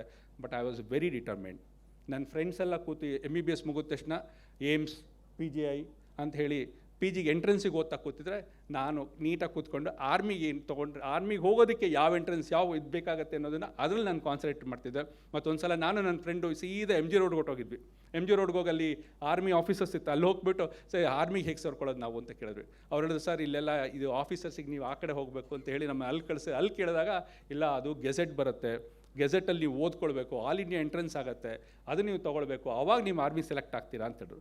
ಸೊ ಆವಾಗ ನನಗೊಂದು ಚಿತ್ರಣ ಬಂತು, ಹೋಗಿ ಎಂಟ್ರೆನ್ಸ್ ತೊಗೊಂಡೆ, ಆಲ್ ಇಂಡಿಯಾ ಎಂಟ್ರೆನ್ಸ್ ತೊಗೊಂಡು, ಕಷ್ಟದ ಎಕ್ಸಾಮ್ ಅದನ್ನು ತೊಗೊಂಡು ಮತ್ತೆ ಡೆಲ್ಲಿಗೆ ಇಂಟರ್ವ್ಯೂ ಕರೆದ್ರು ನಮ್ಮನ್ನು. ಸೊ ಇಂಟರ್ವ್ಯೂಗೆ ಹೋದರೆ ಅಲ್ಲಿ ಎಲ್ಲರಿಗೂ ಮೆಡಿಕಲ್ ಆಗುತ್ತೆ ಬೆಳಗ್ಗೆ ಹೊತ್ತು. ಸೊ ಮೆಡಿಕಲ್ ಆದಾಗ ಮೆಡಿಕಲ್ ಸ್ಪೆಷಲಿಸ್ಟು ಪ್ರತಿಯೊಬ್ಬರದ್ದು ಹಾರ್ಟ್ ಚೆಕ್ ಮಾಡ್ತಾರೆ, ದೇಹನ ಚೆಕ್ ಮಾಡಿ ಇವರು ಆರ್ಮಿ ಕರೆಕ್ಟ್ ಆಗಿದ್ದಾರೋ ಇಲ್ವೋ ಅಂತ ಹೇಳ್ಬಿಟ್ಟು. ನನ್ನ ಹತ್ರ ಬಂದು ಕೂತಾಗ ನಾವು ಸುಮ್ಮನೆ ಕ್ಯಾಶುಯಲ್ ಆಗಿ ಅವ್ರನ್ನ ಹೇಳಿದ್ರು, ಈ ಡಾಕ್ಟರ್ ಏನು ಆರ್ಮಿಗೆ ಸೇರಬೇಕು ಅಂತಿದೆಯಾ, ಏನು ಉದ್ದೇಶ ನಿಂದು, why you want to join army ಅಂತಂದರು. ನಾನು ಹೇಳಿದೆ, I want to serve my country. Serious ಆಗಿ I want to serve my country ಅಂತಂದೆ ನಾನು. ಬಕ್ವಾಸ್ ಬಂದ್ ಕೊರ ಯಾರು ಬತ್ತಾವಟ್ಟಿ ಕ್ಯೂ ಜಾಯಿನ್ ಕರ್ರೆವು ಅಂತ ಅವರು ಜೋಕಾಗಿ ಕೇಳೋರು, ಹೇಳಪ್ಪ ನೀನೇನು ಇಷ್ಟೊಂದು ದೊಡ್ಡದಾಗಿ ಹೇಳ್ತಿದ್ಯಾ ದೇಶ ಸೇವೆ ಮಾಡಬೇಕು ಅಂತಂದು. ನಾನು ಇಲ್ಲ, no sir, I am very serious, I want to serve my country ಅಂತ ಹೇಳಿ ನಾನು ಆರ್ಮಿಗೆ ಸೇರಿದ್ದು. ಸೊ ಸೇರಿ ಅಲ್ಲಿ ಸೇರಿದ ಮೇಲೆ ಏನಾಯಿತು ಅಂತಂದರೆ, ಫಸ್ಟ್ ಪೋಸ್ಟಿಂಗ್ ನನಗೆ Wellington. Next first posting. So ಇದು ನಮ್ಮದು ಪಿಪ್ಪಿಂಗ್ ಸೆರೆಮನಿ ಅಂತ ಮಾಡ್ತಾರೆ. ಈಗ ನೀವು ನೋಡಿರ್ತಾರಲ್ಲ ಸ್ಟಾರ್ಸ್ಗಳು ಹಾಕ್ತಾರಲ್ಲ, ಸೊ ಆ ಥರದ್ದು ನಮಗೆ ಕ್ಯಾಪ್ಟನ್. ನಾವು ಒಂದು ವಿಶೇಷ ಏನು ಅಂದರೆ, ಡಾಕ್ಟರ್ಸ್ ವಿಶೇಷ ಏನು ಅಂತಂದರೆ, ಅವ್ರು ಎಂಟ್ರಾಗದೆ ಕ್ಯಾಪ್ಟನ್ ಆಗಿ. ಆಗಿನ ಟೈಮಲ್ಲಿ ಏನಾಗಿತ್ತು, ಒಬ್ಬ ಯಾರು ಆಫೀಸರು ಆರ್ಮಿಗೆ ಎಂಟ್ರಾಗಬೇಕು ಅಂದರೆ ಸೆಕೆಂಡ್ ಲೆಫ್ಟಿನೆಂಟ್ ಆಗ್ತಾರೆ, ಮತ್ತು ಲೆಫ್ಟಿನೆಂಟ್ ಆಗ್ತಾರೆ, ಮತ್ತು 5 ವರ್ಷ ಸರ್ವಿಸ್ ಆದಮೇಲೆ ಕ್ಯಾಪ್ಟನ್ ಆಗ್ತಾರೆ. ಸೊ ನಾನು ಸೀದಾ ಹೋದ ತಕ್ಷಣ ನಮಗೆ ಡಾಕ್ಟರ್ಸಿಗೆ 3 ಸ್ಟಾರ್ಸ್ ಹಾಕ್ತಾರೆ. ಸೊ ಡೈರೆಕ್ಟಾಗಿ ನಮಗೆ ಕ್ಯಾಪ್ಟನ್ ಆಗ್ತೀವಿ ನಾವು. ಸೊ ಫಸ್ಟ್ ಇದು ಸೆರೆಮನಿ ಇದು ನನಗೆ ಮೊದಲನೇ ಪೋಸ್ಟಿಂಗ್ ಯಾವ್ದು ಕೊಟ್ಟರು ಅಂತಂದರೆ MH Wellington, military hospital Wellington. ಆಗ್ತಾನೆ ನಮ್ಮ ಮದುವೆ ಆಗಿತ್ತು. ಸೊ ಮದುವೆ ಆದಾಗ ಈ ಒಂದು ಊರಿಗೆ ಬಂದರೆ, ಅದು ಊಟಿ ಪಕ್ಕ ವೆಲ್ಲಿಂಗ್ಟನ್, ಕುನ್ನೂರು ವೆಲ್ಲಿಂಗ್ಟನ್ ಇದೆಯಲ್ಲ, ಅದು ಒಳ್ಳೆ ಕಂಟಿನ್ಯೂ ಹನಿಮೂನ್ ಥರ ಕಂಟಿನ್ಯೂ ಆಯ್ತು. ಅದು ಅಂಥ ಒಂದು ಅದ್ಭುತವಾದ ಕಂಟೋನ್ಮೆಂಟ್, ಒಳ್ಳೆ ಜಾಗ. ಅಲ್ಲಿ ಡಿಫೆನ್ಸ್ ಸ್ಟಾಫ್ ಸರ್ವಿಸ್ ಕಾಲೇಜ್ ಅಂತ ಇದೆ, DSSC ಅಂತ. ಅದು ಇಡೀ ವಿಶ್ವದಲ್ಲೇ ಒಂದು ಅದ್ಭುತವಾದ ಒಂದು ಸಂಸ್ಥೆ ಅದು. ಸೊ ಈ ಥರದೊಂದು ಕಂಟೋನ್ಮೆಂಟಲ್ಲಿ ನಾನು ಡಾಕ್ಟ್ರಾಗಿ ಸೇರಿಕೊಂಡೆ ಆರ್ಮಿಗೆ. ನೆಕ್ಸ್ಟ್ ಸೊ ಅಲ್ಲಿ ನೋಡಿದ್ರೆ ನೀವು 3 ಸ್ಟಾರ್ಸ್ ಹಾಕಿದ್ದಾರೆ. Stars hockey I was pronounced as A captain. So next, so ಇದು ಅಲ್ಲಿ ನಮ್ಮ MI ರೂಮಲ್ಲಿ ಮಿಲಿಟ್ರಿ ಹಾಸ್ಪಿಟ್ಲಲ್ಲಿ ನಾನು ಪೇಷಂಟ್ಸ್ಗಳು ನೋಡ್ತಿದ್ದು. ಇಲ್ಲಿ ಒಂದು ತುಂಬ ನಿಮಗೆಲ್ಲ ಇಷ್ಟ ಆಗೋವಂಥ ಒಂದು ಘಟನೆ ನಡೆದಿದೆ, ಅದ್ರ ಬಗ್ಗೆ ತಮ್ಗೆ ಹೇಳ್ತೀನಿ. ಏನು ಅಂತಂದರೆ, ನಾವು ಒಂದು ಸಲ ನಾನು ಸೇರ್ಕೊಂಡ ತಕ್ಷಣ ಒಂದೊಂದು ತಿಂಗಳು ನಮ್ಮ ಒಂದೊಂದು ಡಿಪಾರ್ಟ್ಮೆಂಟಲ್ಲಿ ಕೂರಿಸಿದ್ರು. ಸೊ ಒಂದು ಸಲ ನಾವು ಮೆಡಿಕಲ್ ಡಿಪಾರ್ಟ್ಮೆಂಟಲ್ಲಿ ಅಲ್ಲಿ ಹೋಗಿ ಕೂತಿದ್ದೆ ನಾನು. ಪೇಷಂಟ್ಸ್ಗಳು ನೋಡೋದು ಅದೆಲ್ಲ ನಾವು ಕಲ್ತ್ಕೊಳ್ತಿದ್ವಿ ಅಲ್ಲಿ ಹೇಗೆ ಅಂತೇಳಿ ಇದ್ದಾಗ, ಒಂದು ಸಲ ಒಬ್ಬರು ಒಂದು 6-6.5 ಅಡಿ ಆಜಾನುಬಾಹು, ಕೆಂಪಗಿದ್ದಾರೆ. ಒಳಗಡೆ ಎಂಟ್ರಾದರು. ಇಲ್ಲಿ ನಮ್ಮ ಮೆಡಿಕಲ್ ಸ್ಪೆಷಲಿಸ್ಟ್ ರೂಮ್ ಒಳಗಡೆ ಎಂಟ್ರಾದ ತಕ್ಷಣ ಎಲ್ಲ ಎದ್ದು ನಿಂತ್ಕೊಂಡ್ರು. ಸರಿ, ಎಲ್ಲ ಎದ್ದು ನಿಂತ್ರಲ್ಲ ಅಂತ ನಾನು ಎದ್ದು ನಿಂತ್ಕೊಂಡೆ. ಎದ್ದು ನಿಂತ್ಕೊಂಡ್ಮೇಲೆ ಅವರು ಕೂತ್ಕೊಂಡ್ರು. ಅವರೆಲ್ಲ ಅವರು BP ಚೆಕ್ ಮಾಡೋದು, ಶುಗರ್ ಚೆಕ್ ಮಾಡೋದು ಎಲ್ಲ ಅಲ್ಲಲ್ಲೇ ಬಂದು ಎಲ್ಲ ಪ್ರತಿಯೊಂದನ್ನು ಮಾಡ್ತಾಯಿದ್ರು. ಮಾಡ್ತಿದ್ದಾಗ ಅವರು ನನ್ನ ಪಕ್ಕ ತಿರುಗಿ ನನ್ನ ನೋಡಿದ್ರು. ಆಗ ನಾನು ಅದು ಹೇಳಿದ್ನಲ್ಲ, 3 ಸ್ಟಾರ್ ಹಾಕ್ಕೊಂಡು ಪಳಪಳ ಹೊಳೆಯೋ 3 ಸ್ಟಾರ್ ಹಾಕ್ಕೊಂಡು ಹೊಸ ಯೂನಿಫಾರ್ಮ್ ಹಾಕ್ಕೊಂಡು ಕೂತಿದ್ದೆ. ಅವ್ರು ನಾನು ತಿರುಗಿಬಿಟ್ಟು ನಾನು ಕೇಳಿದ್ರು, ನಿನಗೆ ಎಷ್ಟು ಸರ್ವಿಸ್ ಆಗಿದೆ ನಿನಗೆ doctor, how many years you put in ಅಂತ ಕೇಳಿದ್ರು. ನಾನು ಅಂದೆ, ಸರ್ 15 ಡೇಸ್ ಅಂತ. ತಕ್ಷಣ ತಿರುಗಿ ಅವರು ನನ್ನ ಮೇಲೆ ಹಾರದ, ಏನು 15 ಡೇಸ್ಗೆ who the hell gave you those 3 pips? ನಿನಗೆ ಯಾರು ಕೊಟ್ಟರು 3 ಸರ್? ನಾವು 3 pips ತೊಗೊಳೋತ್ತಿಗೆ, ಒಂದು ಕ್ಯಾಪ್ಟನ್ ಆಗೋತ್ತಿಗೆ ನಾನು had to spend 7 years. Who the hell gave you this 3 pips ಅಂತ ಮುಖ ಕೆಂಪಗೆ ಮಾಡಿಕೊಂಡು ದುರು ಅಂತ ನಾನು ನೋಡೋಕ್ಕೆ ಶುರು ಮಾಡೋರು. ನಾನು ಯಾರಪ್ಪ ಇದು, ಮೊದಲೇ ಅವ್ರು ಯಾರು ಅಂತ ಬೇರೆ ಗೊತ್ತಿಲ್ಲ, ಯಾರಿದು ಅಂತೇಳಿ ನಾನು ಕಕ್ಕಾ ಬಿಕ್ಕಿ ನಿಜವಾಗ್ಲೂ ಅವತ್ತು. ಆರ್ಮಿಯಿಂದ ಮೊದಲೇ ಭಯ ಆಯಿತಾ, ನಿಜವಾಗ್ಲೂ ಹೆದರಿ ನಾನು ಏನಪ್ಪ ಅಂತ ನೋಡಿದ್ರೆ ತಕ್ಷಣ ಎಲ್ಲ ಜೋರ ಗೊಳ್ಳಂತ ನಗ್ತಾ ಇದ್ದಾರೆ. ಏನು ಅಂತಂದರೆ ಇವರು ಫೀಲ್ಡ್ ಮಾರ್ಷಲ್ ಮಾನೆಕ್ಷ ವೆಲ್ಲಿಂಗ್ಟನಲ್ಲಿ ಅವರು ರಿಟೈರ್ಡ್ ಆದಮೇಲೆ ಅಲ್ಲೇ ಇದ್ದಿದ್ದವರು. ಅವರೊಂಥರ ಅಲ್ಲಿ ಒಂದು ಮುಖ್ಯ ಅತಿಥಿ ಇಡೀ ಆ ಒಂದು ವೆಲ್ಲಿಂಗ್ಟನ್ ಕಂಟೋನ್ಮೆಂಟ್ಗೆ ಅವರೊಬ್ಬ is a superstar. So ಅವರಿದ್ದರು. ಸೊ ಈ ಥರದ್ದು ಅವ್ರ ಜೊತೆ ಎಕ್ಸ್ಪೋಸ್ ಆಗಿದ್ದಿದ್ದು. ಸೊ ಅವ್ರ ಜೊತೆ ನನ್ನ ವೈಫ್ಗೂ ಒಂದು ಅತ್ಯಂತ ಒಂದು ಘಟನೆ ನಡೆದಿದೆ. Next, yes. So this was the great field marshal Manekshaw. So ಇವ್ರದ್ದೇನಾಯಿತು ಅಂದರೆ, ಅವಾಗಲ್ಲಿ ಅದೇ ವೆಲ್ಲಿಂಗ್ಟನಲ್ಲಿ ಒಂದು ಸಣ್ಣ ಪಾರ್ಟಿ ನಡೆದಿತ್ತು. ಪಾರ್ಟಿ ನಡೆದಾಗ ನಾವೆಲ್ಲ ನನ್ನ ವೈಫು ಜೊತೆ ಬಂದಿದ್ರಲ್ಲಿ. ಸೊ ನಾನು ಈ ಕಡೆ ನನ್ನೆಲ್ಲ ಆಫೀಸರ್ಸ್ ಜೊತೆ ನಿಂತಿದ್ದೆ, ಇವರು ಲೇಡಿ ವೈಫ್ ಜೊತೆ ನನ್ನ ವೈಫು. ಅವಳು ಹೊಸದು ಎಲ್ಲ ಆ ಕಡೆ ಈ ಕಡೆ ನೋಡ್ತಾಳೆ, ಭಯವಾಗಿ ನಿಂತಿದ್ದಾಳೆ. ತಕ್ಷಣ this gentleman walks up to her and says, where is your husband? ಅವ್ರು ಹೇಳ್ತಾರೆ, ಅಲ್ಲಿ ಕೂತಿರಲ್ಲ, ಅಲ್ಲಿ ನಿಂತಿರಲ್ಲ, ಅವರೇ ನನ್ನ ಹಸ್ಬೆಂಡ್ ಅಂತ. ಹೇಳಿದ್ರು, you are such a beautiful lady, he has left you and gone and standing there, he has left you alone and he has gone and standing there, we'll do one thing, we both will run away ಅಂತೇಳಿ ಕೈ ಹಿಡ್ಕೊಂಡ್ಬಿಡ್ಯಾರ ಅವ್ರು. ನೀವು ನೋಡ್ಬೋದು ಆ ಫೋಟೋಲಿ, she is holding her hand. ಕೈ ಹಿಡ್ಕೊಂಡು ಬಾ ಅಂತ ಕರೀತಾ ಇದ್ದಾರೆ. ನನ್ನ ವೈಫ್ ಅಯ್ಯೋ ಬಿಡಿ ಅಂತ ಅವರು, ಯಾಕಂದ್ರೆ it's a huge cultural thing for ಅವರ್ ಅಲ್ಲ. ಸೊ ಈ ಥರದ ಇವರು field marshal Manekshaw, we had such wonderful memories of this officer when I was in the army. So ಇದಾದಮೇಲೆ ಅಲ್ಲಿ ಒಂದು 4-5 ತಿಂಗಳಿದ್ವು. ನಾವೇನು ಅಂದ್ಕೊಂಡಿದ್ರೆ ಇದೇ ಆರ್ಮಿ ಲೈಫು, ಇದೇ ಜೀವನ, ಬ್ಯೂಟಿಫುಲ್ ವೆಲ್ಲಿಂಗ್ಟನ್ನು, ಇದೆಲ್ಲ ಇಷ್ಟಕ್ಕೆಲ್ಲ ಯಾಕೆ ಹೆದರ್ತಿದ್ರು, ಯಾಕೆ ಹಿಂಗೆಲ್ಲ ಮಾತಾಡ್ತಿದ್ರು ಅಂತ ನಮ್ಮದು. ತಕ್ಷಣ ಬಂತು ಒಂದು ಲೆಟ್ರ್. ಏನಂತ ಅಂತಂದರೆ, you are posted for MOBC, medical officers basic course in Lucknow, leave your family and come alone ಅಂತ ಒಂದು ಲೆಟ್ರ್ ಬಂತು. ಸೊ ತಕ್ಷಣ ನಾವು ಲಕ್ನೋಗೆ ಹೋದ್ವಿ. ಸೊ ನಾವೇನು ಇವಾಗ ಆ್ಯಕ್ಚುಲಿ ಏನಿದ್ವಿ, so normal doctor, civil doctor, ಏನೋ ಒಂದು ಯೂನಿಫಾರ್ಮ್ ಒಂದು ಹಾಕ್ಸಿದ್ರು ಬಿಟ್ಟರೆ ಇನ್ನೇನು ಗೊತ್ತಿಲ್ಲ ನಮಗೆ. ಸೊ ಅಲ್ಲಿ 8 ವಾರಗಳ ಕಾಲ ನಮ್ಮನ್ನು ಕಂಪ್ಲೀಟಾಗಿ ಒಬ್ಬ ಡಾಕ್ಟರ್, ಸಿವಿಲಿಯನ್ ಡಾಕ್ಟರಿಂದ ಆರ್ಮಿ ಆಫೀಸರ್ ಆಗಿ ನಮ್ಮನ್ನು ಟ್ರೈನ್ ಮಾಡಿದ್ರು. 8 weeks. ಮೇಯ್ನ್ ನೆಕ್ಸ್ಟ್ ಇದು ಫಸ್ಟ್ ಆಫ್ ಆಲ್ ತೆಗೆದು ಉಲ್ಟಾ ಹಾಕಿದ್ರು ನಮ್ಮನ್ನು, ಆಯಿತಾ. ಸೊ ಇಲ್ಲಿ ಮೇಯ್ನ್ ಪ್ರಾಬ್ಲಮ್ ಅದು ಹಗ್ಗದಲ್ಲೇ ಮೇಯ್ನ್ ಪ್ರಾಬ್ಲಮ್. ಈ ಥರ ನಡಿಬೇಕಂತೆ, ಮೇಲೆ ಹತ್ತಬೇಕಂತೆ, ಆಮೇಲೆ 9 feet ಡಿಚ್ನ ಜಂಪ್ ಮಾಡಬೇಕು, 5 kilometer ಓಡಬೇಕು. ನಾವು ಇದೆಲ್ಲ ಎಲ್ಲಾಗುತ್ತೆ ನಮ್ಮ ಕೈಲಿ ಅಂತ ನೋಡ್ತಾ ಇದ್ರೆ. ಬಟ್ ಎಷ್ಟು ಚೆನ್ನಾಗಿತ್ತು ಅವ್ರ ಟ್ರೈನಿಂಗು ಅಂತಂದರೆ, ಒಂದು 5-8 ವಾರಗಳು ಮುಗಿಯೋದ್ರೊಳಗಡೆ ಇದೆಲ್ಲದರಲ್ಲೂ ನಾವು ಪರಿಣಿತರಾಗಿದ್ವಿ. ಅಷ್ಟು ಚೆನ್ನಾಗಿ ನಮಗೆ ಒಂದು ಟ್ರೈನಿಂಗ್ನ ಕೊಟ್ಟರು. ಸೊ ಇದರಲ್ಲೂ ಸಹ ನೆಕ್ಸ್ಟ್ ಇಲ್ಲಿ ನೋಡಿ, ಅವರು ಎಲ್ಲ ಡಾಕ್ಟರ್ಸ್, ನನ್ನ ಜೊತೆ ಇದ್ದಿದ್ದು ಡಾಕ್ಟರ್ಸ್ಗಳು. ಸೊ ಮೆಡಿಕಲ್ ಆಫೀಸರ್ಸ್ ಇವರೆಲ್ಲ ನನ್ನ ಜೊತೆ ಸೇರ್ಕೊಂಡು ನಮ್ಮ ಜೊತೆ ಟ್ರೈನಿಂಗ್ ಆಗ್ತಿದ್ದವರು. ಸೊ ಇಲ್ಲೇನಾಗುತ್ತೆ ಅಂತಂದರೆ, ಮೆಡಿಕಲ್ ಆಫೀಸರ್ ಬೇಸಿಕ್ ಕೋರ್ಸಲ್ಲಿ ನಾವೊಂದು 80 ಜನ 100 ಜನ ಇರ್ತೀವಿ. ಸೊ ನಮ್ಮಲ್ಲಿ ಏನು ಅಂದರೆ ಗ್ರೇಡ್ಸ್ ಕೊಡ್ತಾರೆ. ಆಲ್ಫಾ, ಬ್ರೇವೋ, ಚಾರ್ಲಿ, ಆಮೇಲೆ ಮತ್ತು ಎಕೋ ಅಂದರೆ ಫೇಲ್. ಸೊ ಈ ಥರದ್ದು ಗ್ರೇಡ್ಸ್ ಕೊಡ್ತಾರೆ. ಸೊ ನಂದೇನಿತ್ತು ಅಂದರೆ, ಏನಾದರೂ ಮಾಡಿ ಒಂದು ಆಲ್ಫಾ ಅಂತೂ ಕೊಡೋದಿಲ್ಲ ಅಂತ ಹೇಳಿಬಿಟ್ರು ನಮ್ಮ ಮೊದಲೇ. ಆಲ್ಫಾ ಅದು ಬರೀ AFMCಲಿರೋರಿಗೆ ಮಾತ್ರ, ನಿಮಗೆ ಬೇಯಿದ್ರು ಬ್ರೇವೋ ಸಿಗುತ್ತೆ, ಚಾರ್ಲಿ ಸಿಗುತ್ತೆ, ಹೆಚ್ಚು ಕಮ್ಮಿ ಆದರೆ ಫೇಲ್ ಆಗ್ತೀರಾ, ಮತ್ತೆ ಬರಬೇಕಾಗತ್ತೆ ನೀವು ಅಂತ ಚೆನ್ನಾಗಿ ಹೆದರ್ಸಿದ್ರು ನಮ್ಮನ್ನು. ಸೊ ನಂದೇನಿತ್ತು ಅಂದರೆ, ಏನಾದರೂ ಮಾಡೋಣ ಬ್ರೇವೋನವರು ತೆಗಿಬೇಕು ಅಂತ ಹೇಳ್ಬಿಟ್ಟು. ಬಟ್ ಭಾಳ ಕಷ್ಟ ಆಯಿತು. ನಾನು ನೋಡ್ತಿದ್ದೆ, ಅಲ್ಲಿ ನೋಡಿ ನನ್ನ ಪಕ್ಕ ಇದ್ದೀರಲ್ಲ ಎಲ್ಲ ನಮ್ಮ ಆಫೀಸರ್ಸ್ಗಳು, they are all so strong, so intelligent. ಅವರೆಲ್ಲ ನೋಡ್ತಿದ್ನಲ್ಲ, ಅಷ್ಟು ಬ್ರೈಟು. ಇವ್ರ ಮಧ್ಯೆ ನಾನು ಹೇಗೆ ತೊಗೊಳೋದು ಬ್ರೇವೋ ಅಂತ ಯೋಚನೆ ಮಾಡ್ತಿದ್ದೆ. ಬಟ್ ನಾವು ಕನ್ನಡಿಗರು, ನಮ್ಗೆ ಹೇಳಿದಾಗ ಒಂದು ಸ್ಪೆಷಲ್ ಒಂದು ಇದಿರುತ್ತೆ, ಏನೋ ಟ್ಯಾಲೆಂಟ್. ಸೊ ನೆಕ್ಸ್ಟ್ ಏನು ಮಾಡಿದ್ವಿ ನೋಡಿ, ಸೊ AMC ಕೋರ್ಡೆ ಬಂತು. ಕೋರ್ಡೆ ಅಂತ ಬರುತ್ತೆ ಜನವರಿ ಬಂದಾಗ. ನಾನು ಏನು ಮಾಡಿದ್ವಿ ಅಂದರೆ, ನನ್ನ ಜೊತೆ ಕನ್ನಡದವ್ರು ಒಂದು 3 ಜನ ಇದ್ದರು. ಎಲ್ಲರನ್ನೂ ಸೇರಿಸ್ಬಿಟ್ಟು ನಾವು ಹಾಡು ಹೇಳ್ಬಿಟ್ವಿ, ಜೋಗದ ಸಿರಿ ಬೆಳಕಿನಲ್ಲಿ ತುಂಗೆಯ ಸಿರಿ ಬೆಳಕಿನಲ್ಲಿ ಅಂತ ಹೇಳ್ಬಿಟ್ಟು, ಹೇಗಿದ್ರು ಗೊತ್ತಿತ್ತು ಸಾಂಗು, ಬ್ಯಾಟ್ ಆಗಿತ್ತು, ಚೆನ್ನಾಗಿ ನಿಂತ್ಕೊಂಡು ಜೋರಾಗಿ ಹಾಡು ಹೇಳಿದ್ವಿ. We impressed all the whole crowd, ಏನು ಇಂಥ ಬ್ಯೂಟಿಫುಲ್ ಸಾಂಗ್ ಇದು ಅಂತೇಳಿ. Next next. ಆಮೇಲೆ ನಾನೊಂದು ಸ್ವಲ್ಪ ಡ್ರಾಮಾ ಎಲ್ಲ ಮಾಡೋದು ಮೊದಲಿಂದ ಇತ್ತು. ಸೊ ಅಲ್ಲಿ ನಾವೇ ಒಂದು ಡ್ರಾಮಾನ ಹುಡ್ಕೊಂಡು ಸ್ಕಿಟ್ ಮಾಡಿಬಿಟ್ಟು ಅದರಲ್ಲೊಂದು ಮೈಮ್ ಸ್ಕಿಟ್ ಥರ ಒಂದು ಮಾಡಿದ್ವಿ. Next next next next Skype ಮಾಡಿದ್ವಿ. ಸೊ ಇದ್ರ ಮೂಲಕ ಈ ಥರದೊಂದು ಎಕ್ಸ್ಟ್ರಾ ಕರಿಕ್ಯುಲರ್ ಆ್ಯಕ್ಟಿವಿಟೀಸ್ ಎಲ್ಲ ಮಾಡಿ ಕೊನೆಗೆ ನನಗೆ ಬ್ರ್ಯಾವೋ, ನನಗೆ ಬೇಕಾದಂತಹ ಬ್ರ್ಯಾವೋ ಸಿಕ್ತು ನನಗೆ. ನಂದು ಎಷ್ಟೊಂದು ಫ್ರೆಂಡ್ಸ್ ಎಲ್ಲರಿಗೂ ಚಾರ್ಲಿ, ಬಟ್ ನಾನೊಬ್ಬಂಗೆ ಮಾತ್ರ ಬ್ರ್ಯಾವೋ. ಸೊ ಹಾಗೆ ಮಾಡಿ ಅಲ್ಲಿ ಗೆದ್ಕೊಂಡ್ವಿ ನಾವು. ಇದೆಲ್ಲ ನನ್ನ ಫ್ರೆಂಡ್ಸು ನಮ್ಮ ಇದಕ್ಕೆ ಕ್ಯಾಂಪಿಗೆ ಹಾಕಿರ್ತಿದ್ರು ಒಂದಷ್ಟು ದಿನ. ಮತ್ತು ನೆಕ್ಸ್ಟ್ ಅವತ್ತು ನನ್ನ ಹುಡ್ದಬ್ಬ ಬೇರೆ ಇತ್ತು, January 7th. ಆ ಟ್ರೈನಿಂಗ್ ಟೈಮಲ್ಲಿ ಹುಡ್ದಬ್ಬ ಇದ್ದಾಗ ಈ ಥರದ್ದು ಬರ್ತ್ಡೇಸ್ ಬಹಳ ಸೆಲೆಬ್ರೇಟ್ ಮಾಡಿದ್ರು. ನೆಕ್ಸ್ಟ್. ಸೊ ಇಷ್ಟಾದಮೇಲೆ ಒಂದು ಸಲ ಏನು ಅಂತಂದರೆ ಸಡನ್ನಾಗಿ ಒಬ್ಬರು ಬಂದು ಕೇಳ್ತಾರೆ ಆಫೀಸರು. ಆಮೇಲೆ ಜೊತೆಗೆ ಏನು ಅಂತಂದರೆ ಭಾಷಣ ಮಾಡಬೇಕು. ಅಂದರೆ ಒಬ್ಬೊಬ್ಬರಿಗೆ ಆಫೀಸರ್ಗೆ 5 ನಿಮಿಷ ಟೈಮ್ ಕೊಡ್ತಾರೆ. ಸೊ ನೀವು 5 ನಿಮಿಷ ಬಂದು ಸ್ಟೇಜಲ್ಲಿ ಆಡಿಯನ್ಸ್ನ ನಿಲ್ಲಿಸ್ಕೊಂಡು ನಾವು ಭಾಷಣ ಮಾಡಬೇಕು. ಸೊ ಆಗ ನನಗೆ ಏನು ಮಾತಾಡ್ತೀಯ ಅಂತ ನಮ್ಮ ಪ್ರತಿಯೊಬ್ಬರನ್ನ ಕೇಳ್ತಾರೆ. ನಾನು ಕೊಟ್ಟೆ, ಏನು Swami Vivekananda, because I am so comfortable with Swami Vivekananda.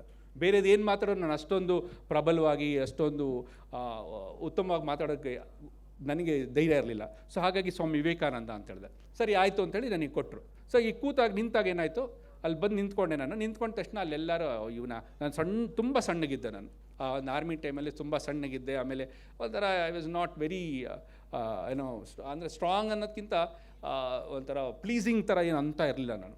So ಅಲ್ಲಿ ಹೋಗಿ ನಿಂತ್ಕೊಂಡೆ ಸ್ಟೇಜಲ್ಲಿ. ಎಲ್ಲ ನಾನು ನೋಡಿದ್ರು ಒಂದು ಸರಿ ಯಾರು ಬಂದ ಅಂತ ನೋಡ್ಬಿಟ್ಟು ಎಲ್ಲ ತಲೆ ಬಗ್ಗಿಸ್ಕೊಂಡು ಸುಮ್ಮನೆ ಅವ್ರವ್ರು ಏನೋ ಮಾಡ್ಕೊಳ್ಳೋಕೆ ಶುರು ಮಾಡೋದು.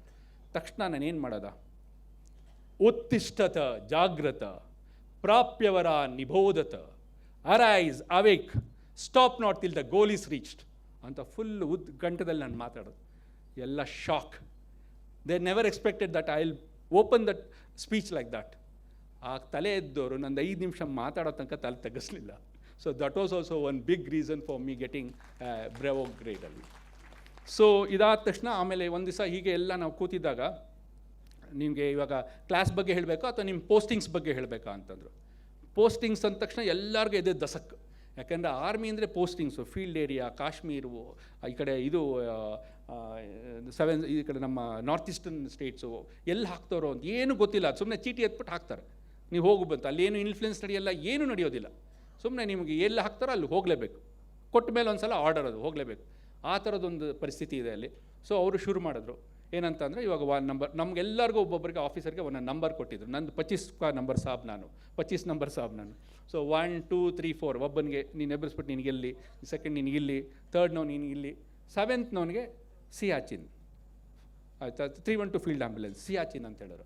8 ಒಂದು, 9 ಒಂದು, 10 11 ಹೇಳ್ತಾ ಮತ್ತು 14 ಸಿಯಾಚಿನ್ ಗ್ಲೇಷಿಯರ್ಸ್ ಅಂತಂದರು. 21 ಬರೋ ಹೊತ್ತಿಗೆ ಗೊತ್ತಾಗೋಗಿತ್ತು ಅವನಿಗೆ.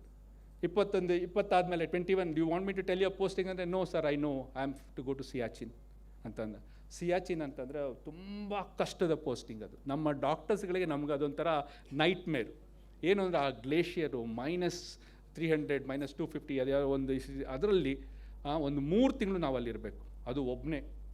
ಅದು ನಮ್ಗೆ ಅವಾಗವಾಗ ನೈಟಲ್ಲಿ ಒಂಥರ ನೈಟ್ ಮೇರ್ ಬಂದು ನಾವು ಎದ್ಕೊಡ್ತಿದ್ವಿ ಒಂದು ಸಿಯಾಚಿನ್ನಾಗ ನಾಪಿಸ್ಕೊಂಡು ಆಯಿತು. ಅಂತಹ ಒಂದು ಪೋಸ್ಟಿಂಗು. ಅಷ್ಟು ಜನ ಬರೀ 7, 14, 21, 28 ಇದ್ದವ್ರು ಮಾತ್ರ ಸೆಲೆಕ್ಟ್ ಆಗೋದ್ರು. ಅದರಲ್ಲಿ ನನ್ನ ಫೋಟೋಲ್ಲಿ ಒಬ್ಬ ಇದ್ದಾನೆ ಪಾಪ, ಆತ ಅಜಾನುಬಾಹು ಆತ. ಅವನು ಒಂದು ಬಾರ್ಡ್ರಲ್ಲಿ ಒಬ್ಬರು ಬ್ರಿಗೇಡಿಯರ್ ಜೊತೆ ನಿಂತಿದ್ದಾಗ ಅವನ್ನ ಬ್ರಿಗೇಡಿಯರ್ ಅಂತ ಅಂದ್ಕೊಂಡು he was shot. Yeah, so we lost that ನನ್ನ ಫೆಲೋ ಆಫೀಸರ್ ಒಬ್ಬ. He died in that this thing field ambulance ಸಿಯಾಚಿನಲ್ಲಿ. ಸೊ ಇಷ್ಟು. ಸೊ ಇದು ನನಗೆ ಒಂದು ಒಳ್ಳೆ ಯೂನಿಟ್ಟು 17 ಗಾರ್ಡ್ಸ್ ಅನ್ನೋ ಒಂದು ಯೂನಿಟ್ಗೆ ನನಗೆ ಕೊಟ್ಟರು. ಅದು ರಾಜಸ್ಥಾನಲ್ಲಿ. ಸೊ ಅಲ್ಲಿಗೆ ನಾನು ಬಂದೆ. This was my unit. Next. So ಈ ಥರದೊಂದು ಆರ್ಮಿ ಡ್ರೆಸ್ಸು. ನಾನು ಯಾರು ಅಂತ ಗೊತ್ತಾಗತ್ತಾ? ಎಷ್ಟನೇ ನೋಡಿ?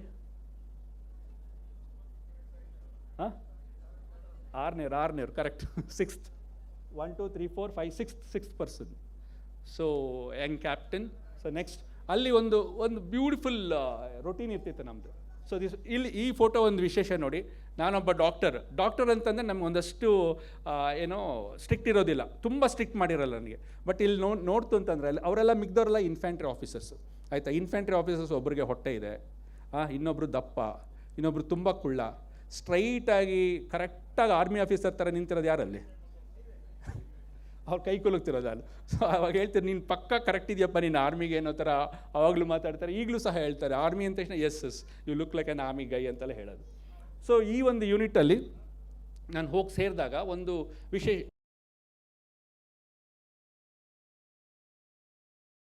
ಮಾಡಿದ್ದಾರೆ ಗೊತ್ತಾ? ನಂಗೆ ಗೊತ್ತಿಲ್ಲ ಸರ್. ನೋಡಪ್ಪ, ಈ ರಾಜಸ್ಥಾನಲ್ಲಿ ಏನಾಗಿದೆ, ಪೋಖ್ರಣ್ ಆ ಜಾಗ ಅದು. ರಾಜಸ್ಥಾನಲ್ಲಿ ಇತ್ತೀಚೆಗೆ ಒಂದು 2-3 ವರ್ಷಗಳಿಂದ ಅಕಾಲಿಕ ಮಳೆ ಆಗಿದೆ. ಅಂದರೆ ಯಾವಾಗಲೂ ಮಳೆ ಬರ್ತಿರಲಿಲ್ಲ, ಈಗ ತುಂಬ ಸಲ 2-3 ವರ್ಷದಿಂದ ಮಳೆ ಬಂದಿದೆ. ಮಳೆ ಬಂದು ಸೊಳ್ಳೆಗಳು ಉತ್ಪತ್ತಿಯಾಗಿ ಮಲೇರಿಯಾ, ಸಿಕ್ಕಾಪಟ್ಟೆ ಮಲೇರಿಯಾ. ಆಮೇಲೆ ಲಾಸ್ಟ್ ಇಯರು ಮಲೇರಿಯಿಂದ ಒಬ್ಬ ಡೆತ್ ಆಗಿದೆ ನಮ್ಮ ಯೂನಿಟಲ್ಲಿ. ಸೊ ಹಾಗಾಗಿ ನಾವು ಲೆಟ್ರ್ ಬರೆದಿದ್ದಕ್ಕೆ ನಿನ್ನನ್ನು ಇಲ್ಲಿ ಪೋಸ್ಟ್ ಮಾಡಿದ್ದಾರೆ. So your responsibility is to combat malaria ಅಂತೇಳಿದ್ರು.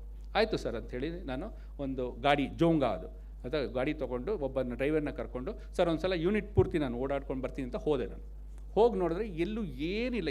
ನಾನು ಹುಡುಕ್ತಿದ್ದೇನೋ ನೀರು, ಎಲ್ಲರೂ ನೀರು ಕಟ್ಟಿದೆಯಾ, ನೀರು ನಿಂತಿದೆಯಾ ಅಂತ ನಾನು ಹುಡುಕ್ತಿದ್ದು. ಎಲ್ಲೋಗಿ ನೋಡಿದ್ರೆ ಏನೂ ಇಲ್ಲ, ಎಲ್ಲ ಕ್ಲಿಯರ್ ಆಗಿದೆ, ಎಲ್ಲ ಚೆನ್ನಾಗಿದೆ. ಮರಳುಗಾಡು ಬೇರೆ, ಮರಳು ಎಲ್ಲ ಕಡೆ ಮರಳು, ಏನು ಒಂದು ಕಡೆ ನೀರಿಲ್ಲ. ಹಾಗೆ ಹೋಗ್ತಾ ಇದ್ದಾಗ ಒಂದು ಕಡೆ ಮಾತ್ರ ಒಂದಷ್ಟು ಗಿಡ ಬೆಳೆಗಳು ಬೆಳೆದಿದೆ, ಸಣ್ಣ ಸಣ್ಣ ಮರಗಳು ಅಲ್ಲಿ ಇದರಲ್ಲಿ ಡೆಸರ್ಟಲ್ಲಿ ತುಂಬಾ ಒತ್ತೊತ್ತಾಗಿ ಬೆಳೆದಿತ್ತು. ಅವ್ನು ನಾನು ಕೇಳಿದೆ ಡ್ರೈವರ್ನ, ಅದು ಏನದು ಅಂತಂದರೆ, ಕುಚ್ ನಹೀ ಹೈ ಸರ್, ಐಸೆ ಈ ಪೇದ್ ಪೋಡೆ ನಿಕ್ಲಾ ಹುವಾ ಹೈ, ಕುಚ್ ನಹೀ ಆಪ್ ಆ ಜಾओ ಅಂತಂದ. ನನಗೆ ಯಾಕೋ ಡೌಟ್ ಬರ್ತಾಯಿದ್ದು, ಮತ್ತೆ ಅಲ್ಲೇ ನೋಡ್ತಿದ್ದೆ ನಾನು. ಹೇಳಿದೆ, ಇದು ಇಲ್ಲಲ್ಲ, ಬಾ ಅಲ್ಲಿ ಹೋಗೋಣ ಬಾ ಅಂಥೇಳಿ ನಾನು ಅವನು ಅಲ್ಲಿ ಹೋದ್ವಿ. ನಾವು ಹೋಗಿ ನಾನು ನೋಡಿದ್ರೆ ಎಲ್ಲ ಫುಲ್ ಒತ್ತೊತ್ತಾಗಿ ಬೆಳೆದಿರೋಂಥ ಗಿಡಗಳು. ಜಾಗ ಮಾಡಿಕೊಂಡು ಒಳಗಡೆ ಹೋದರೆ ದೊಡ್ಡ ಸರೋವರ, ಯಾರೂ ನೋಡಿಲ್ಲ ಅದನ್ನು. ಆಯಿತಾ? ಏನು ಅಂತಂದರೆ ನೀರು ನಿಂತ್ಕೊಂಡ್ಬಿಟ್ಟಿದೆ, ಮಳೆಯಿಂದ ಬಂದು ಬಂದು ಬಂದು ಅಲ್ಲಿ ನೀರು ನಿಂತಿದೆ. ಆ ಗಿಡಗಳೆಲ್ಲ ಇರೋದ್ರಿಂದ ಆ ನೀರು ಬತ್ತೋಗಿಲ್ಲ, ಎವಾಪ್ರೇಟ್ ಆಗಿಲ್ಲ. ಸೊ ಹಾಗಾಗಿ ಅದನ್ನು ನಾನು ಹೋಗಿ ಮತ್ತೆ ಕಮಾಂಡಿಂಗ್ ಆಫೀಸರ್ಗೆ ಹೇಳಿದೆ, ಸರ್ ಇಷ್ಟು. ಆಮೇಲೆ ಅಲ್ಲಿ ಒಳಗಡೆ ನೀರಲ್ಲಿ ನೋಡ್ತು ಅಂತಂದರೆ ಮಿಲಿಯನ್ಸ್ ಆಫ್ ಲಾರ್ವಾ, ಆಯಿತಾ, ಲಕ್ಷಾಂತರ ಸೊಳ್ಳೆ, ಇದು ಮಲೇರಿಯಾ ಉತ್ಪಾದನೆ ಮಾಡುವಂತಹ ಲಾರ್ವಾಗಳು ಅಷ್ಟು ತುಂಬೋಗಿತ್ತು ಅದರಲ್ಲಿ. ಇದನ್ನು ಇವ್ರು ಯಾರೂ ನೋಡಿರಲಿಲ್ಲ. ಸೊ ನಾನು ಹೋಗಿ ಇಮ್ಮಿಡಿಯೇಟಾಗಿ ಕಮಾಂಡಿಂಗ್ ಆಫೀಸರ್ಗೆ ಹೇಳಿದೆ, ಸರ್ ಈ ಥರ ಇದೆ ಇಲ್ಲಿ ಅಂತಂದರೆ. ತಕ್ಷಣ ಅವರೇ ಬಂದುಬಿಟ್ರು ನನ್ನ ಜೊತೆ, ಎಲ್ಲಪ್ಪ ಇದೆ ಬಾ ತೋರಿಸು ನನಗೆ ಅಂತ. ಅಲ್ಲೋಗಿ ನೋಡಿದೆ, sir this is the reason for malaria in your unit ಅಂತೇಳಿ ಇಮ್ಮಿಡಿಯೇಟಾಗಿ ಇದು ಇಂಜಿನ್ ಆಯಿಲ್, ನಮ್ಮ ಅಲ್ಲಿ ಬರೀ ಜೀಪ್ಸ್ ಇತ್ತಲ್ಲ, ಅದು ಇಂಜಿನ್ ಆಯಿಲ್ ತರಿಸಿ ಎಲ್ಲ ಅದಕ್ಕೆ ಸುರಿದ್ಬಿಟ್ಟು ಫುಲ್ ಆ ನೀರನ್ನ ಕಳೆದ ಮೇಲೆ ಡ್ರಾಸ್ಟಿಕ್ ಡ್ರಾಪ್ ಇನ್ ಮಲೇರಿಯಾ ಆ ಯೂನಿಟಲ್ಲಿ, ಸಡನ್ ಡ್ರಾಪ್ ಇನ್ ಮಲೇರಿಯಾ. ಅವರು ಅಷ್ಟು ದಿಗ್ಭ್ರಮೆ ಆಗೋಯ್ತು, ಎಷ್ಟು ಬೇಗ ಒಂದು ವಾರದಲ್ಲೇ ನಿನಗೆ ಮಲೇರಿಯಾನೇ ಕಂಟೈನ್ ಆಗೋಯ್ತಲ್ಲ ಇಲ್ಲಿ ಅಂತೇಳಿ ಹೇಳಿದ್ರು. ಮತ್ತು ಆಮೇಲೆ ಅಂದರೆ ಮಲೇರಿಯಾ ರಿಕವರ್ ಆಗ್ತಾನೆ ಇರುತ್ತೆ, ಮತ್ತೆ ಬರ್ತಿರುತ್ತೆ ಅದು ಕೆಲವರಿಗೆಲ್ಲ. ಸೊ ಆ ಥರದ ಕೇಸಸ್ ಇತ್ತು ಇವತ್ತು, ಬಟ್ ಯಾವುದೇ ಸಾವಾಗಲಿಲ್ಲ, ನೋವಾಗಲಿಲ್ಲ. ಇದು ನಮ್ಮ ಒಂದು ಇದರಲ್ಲಿ ಅಲ್ಲಿ ನಡೆದಿದ್ದಂತು. ನೆಕ್ಸ್ಟ್, ಸೊ ಇದು ನನ್ನ ಮಗಳ ಜೊತೆ ಅಲ್ಲೊಂದು ನಮಗೇನೊಂದು ಸಣ್ಣ ಸಣ್ಣ ಗುಡಿಸ್ಲು ಥರ ಸ್ಮಾಲ್ ರೂಮ್ಸ್ ಇದ್ದಿದ್ದು ಅಲ್ಲಿ. ಪೋಖ್ರಣ್ ಏನಂತಂದರೆ ಅದೇನು ಅಂದರೆ ಮಾಡಿಫೈಡ್ ಫೀಲ್ಡ್ ಅಂತ. ಅಂದರೆ ನಮಗೆ ಅಲ್ಲಿ ಫೀಲ್ಡ್ ಇರುತ್ತೆ, ಫೀಲ್ಡಲ್ಲಿ ಫ್ಯಾಮಿಲಿ ಅಲೌಡ್ ಇರೋಲ್ಲ, ಮಾಡಿಫೈಡ್ ಫೀಲ್ಡಲ್ಲಿ ಫ್ಯಾಮಿಲಿ ಅಲೌಡ್ ಇರುತ್ತೆ, ಮತ್ತು ಪೀಸ್ ಅಂತ ಇರುತ್ತೆ. ಸೊ ಇವರು ಆರ್ಮಿನವರು ರೊಟೇಟ್ ಆಗ್ತಾ ಇರ್ತಾರೆ, ಒಬ್ಬರು ಫೀಲ್ಡಲ್ಲಿ ಇರ್ತಾರೆ, ಮತ್ತು ಮಾಡಿಫೈಡ್ ಫೀಲ್ಡ್ಗೆ ಹೋಗ್ತಾರೆ, ಮತ್ತು ಪೀಸ್ಗೆ ಹೋಗ್ತಾರೆ. ಸೊ ದಟ್ ಅವ್ರಿಗೂ ಒಂದು ಒಳ್ಳೆ ಜೀವನ ಇರಲಿ ಅಂತೇಳಿ. ಸೊ ಇದೊಂದು ಮಾಡಿಫೈಡ್ ಫೀಲ್ಡ್ ಆಗಿರೋದ್ರಿಂದ ನನ್ನ ಫ್ಯಾಮಿಲಿ ಜೊತೆ ನನ್ನ ಜೊತೆನೇ ಇತ್ತು, ನನ್ನ ಮಗಳು ಸಹ ಅಲ್ಲೇ ಹುಟ್ಟಿದ್ದು.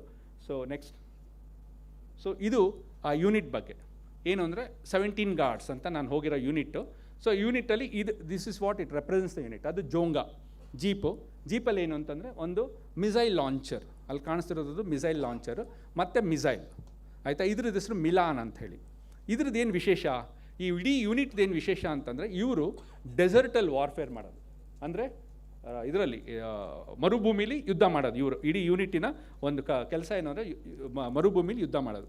ಹೇಗೆ ಮಾಡ್ತಾರೆ ಅಂತಂದರೆ, ಇವ್ರ ಹತ್ರ ಈ ಒಂದು ಇದೆ ಏನೋ ಮಿಲಾನ್ ಅಂತ ಇದೆ, ಇದ್ರ ಮೂಲಕ ದೇ ಡಿಸ್ಟ್ರಾಯ್ ಆರ್ಮಿ ಟ್ಯಾಂಕ್ಸ್.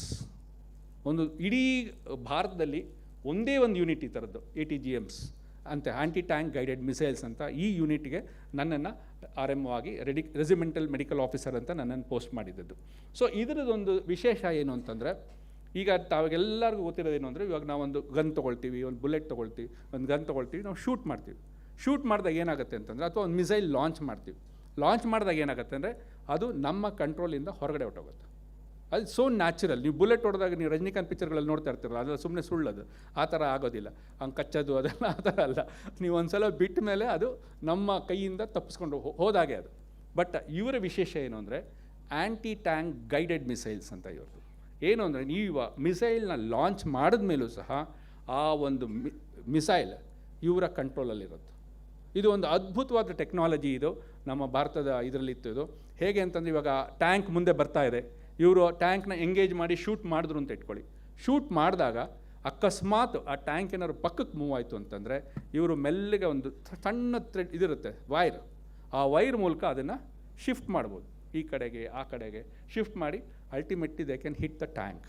ಇಂಥ ಒಂದು ಅದ್ಭುತವಾದ ಒಂದು ಸಂಸ್ಥೆ ಅದು 17 ಗಾರ್ಡ್ಸ್ ATGMs ಅಂತ. ಇದರಲ್ಲಿ ನಾನು I was so happy to be in that unit, because ಇಡೀ ಭಾರತದಲ್ಲಿ ಅದೊಂದೇ ಒಂದು ಆ ಥರದ ಒಂದು ಯೂನಿಟ್ ಇದ್ದಿದ್ದು.